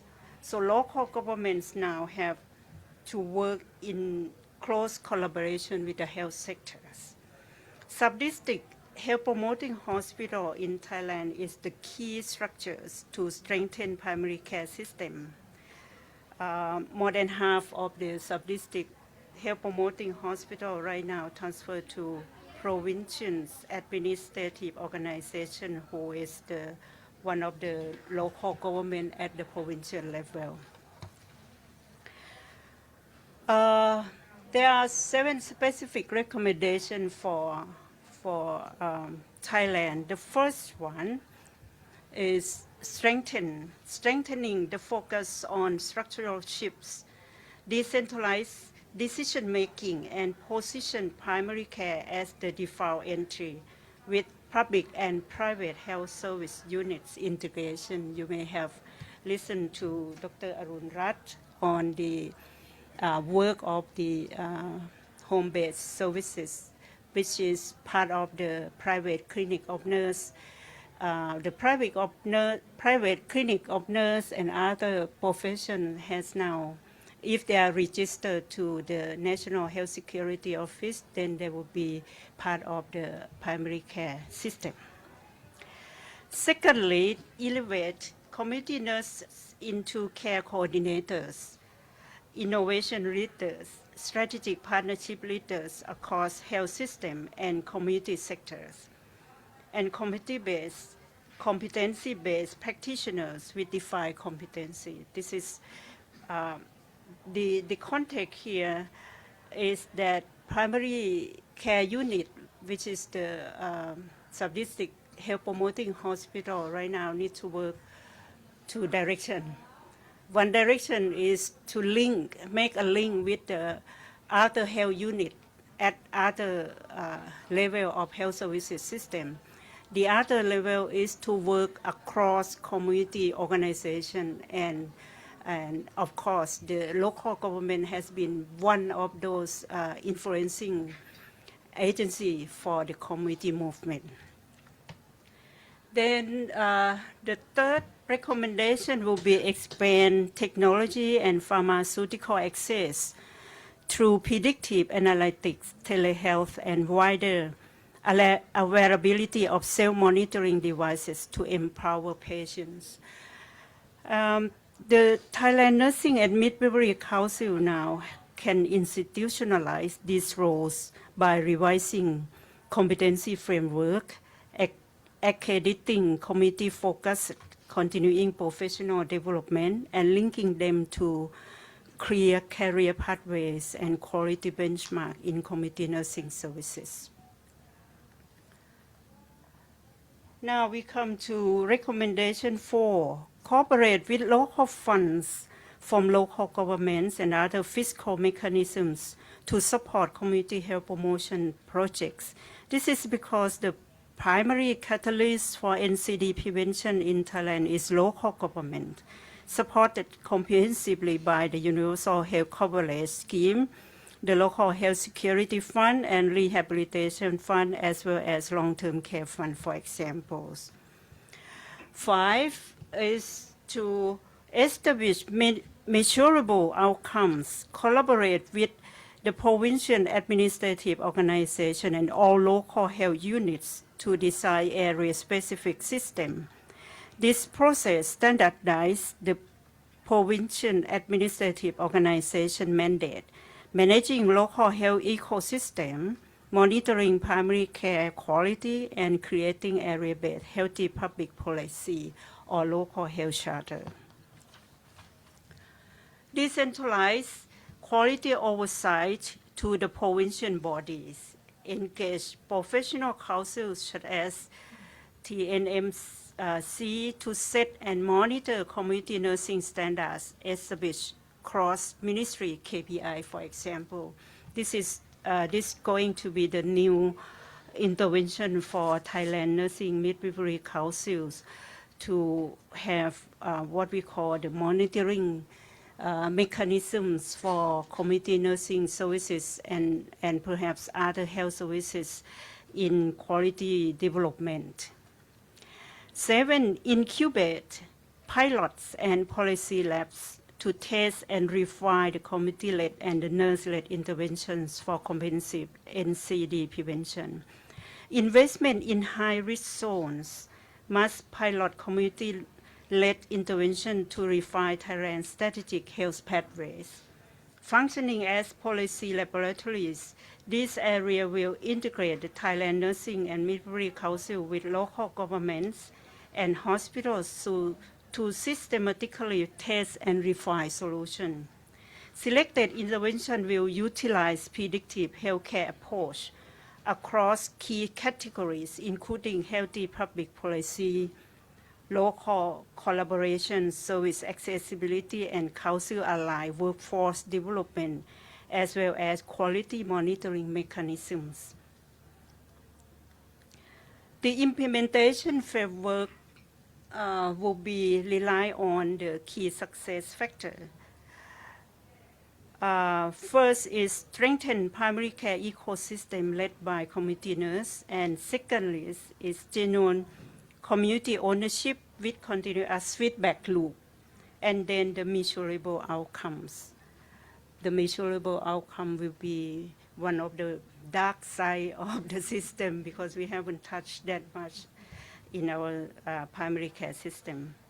Within this, the Thailand Nursing and Midwifery Council play a crucial role in equipping community nurses through tailored credentialing, leadership training, continuous quality improvement frameworks that reinforce high standard in community services. Then I will come to my conclusions. Building a sustainable primary care ecosystem requires empowering community nurses and active stewardship role for the Thailand Nursing and Midwifery Council in standard and quality improvement, embedding data-driven decision-making and ensuring local ownership. The expected impact here is a healthier population, reduced NCD burden, fewer hospitalization, and more sustainable and cost-effective care. The next step that I must propose for sustainable system transformation is to launch targeted pilots, evaluate rigorously, and scale successful models across the province. Thank you very much.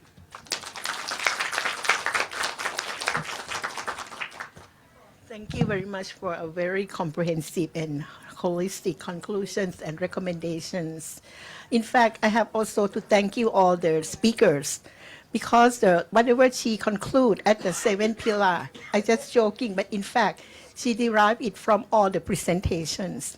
And thank you very much for sending us the presentation in advance. So we have time to really read, review, and synthesize to come with this conclusion. It's not just from the air. I just joking. It's come from their presentation, but put in a more systematic way in looking it as a framework. Now we come to the end of the program. So may I invite Dr. Veerasak Puttasi, the director of the We Health Foundation, Development Foundation, to give a closing remarks. Why are you laughing? 5 minutes to go, right? Yeah, right. Thank you. Thank you, my distinguished อาจารย์ guests, colleagues, and participants. Without a doubt, I think there's no doubt about the combat against NCD's challenge. It requires not just more than the clinical intervention that we learned today. It demands a shift towards empowering the people, empowering the community-led resilience. Our insight today has highlighted that NCD poses significant burden globally, but today is the pathway that is more clearer about the inclusive and person-centered strategy that we learned today. Based on the evidence sharing today, I could definitely propose the following with your recommendation about the further advocacy and policy making. Include that, I think I have 4 keywords. The first keyword is the implementation allied cost approach that I learned from the Japan. Moving beyond the reactive care, fostering the health literacy since the beginning of our lives, right? Yes. Yeah, to ensure that the health awareness is integrated in every part of our lives. Yes, not only the elderly, right? The second word is the community nurse law that I learned a lot today. Community health nurse are the architects of NCD prevention that I would like to say.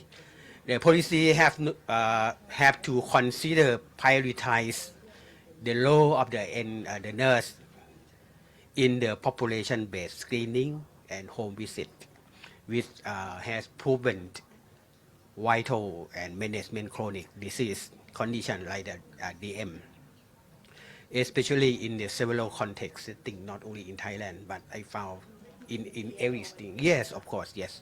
The third one is the foster the integrative self-management, very important, since the most symptoms management occur outside the formal health system. But we must advocate the technology enhanced care that I learned from this one and integrative program that support daily functioning and independent for the older adult. The last one, the fourth one is integrate the primary care service. We need to unify the care pathway that connect in various levels of the service. From the local volunteer, I heard this one, to the sub-district and to the province, as well as the accommodating urban setting, especially in Thailand. I would like to say the primary care, our list area is in Bangkok, not outside Bangkok. To ensuring as no risk group is left behind due to the fragmented care. Finally, let us commit the policy that we do not just treat and cure disease, but we support the well-being living with the continuing firmly symptoms, transforming chronic care disease from the hospital-based service to the community-based that you mentioned about. That's why to empower the individual and strengthening the community-based nursing infrastructure is crucial. Consequently, we can build the sustainable healthcare system to achieve the vision of leaving no one behind.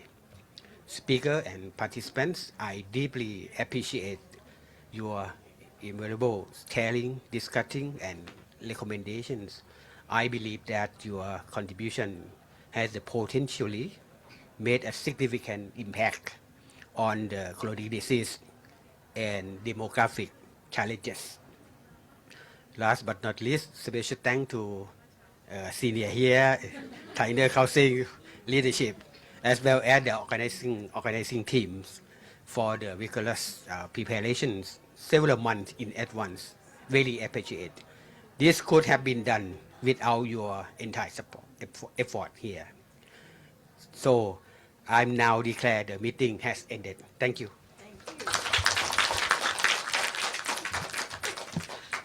I also forgot to mention that Dr. Veerasak is also our co-organizer. And in fact, it's my boss who tell me, Prakin, you do this workshop. Okay.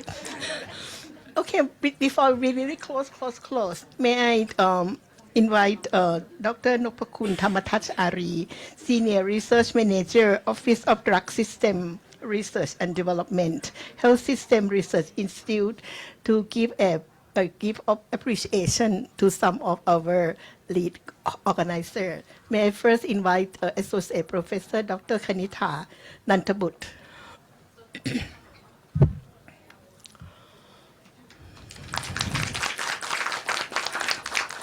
She worked closely with me in designing the program and everything.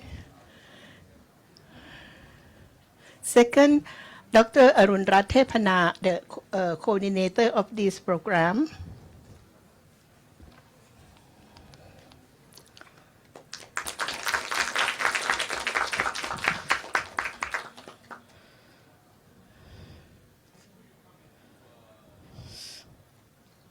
And of course, Prakin.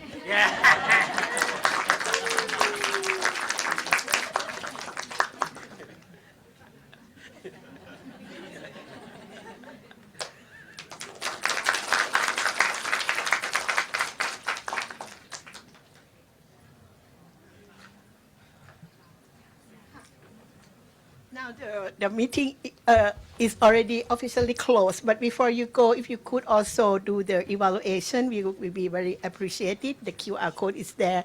Thank you very much, all the speakers on the line, the Zoom. We appreciate your cooperation, participation, and presentation. See you all again in the future. Bye. Thank you so much. Bye-bye. Bye-bye.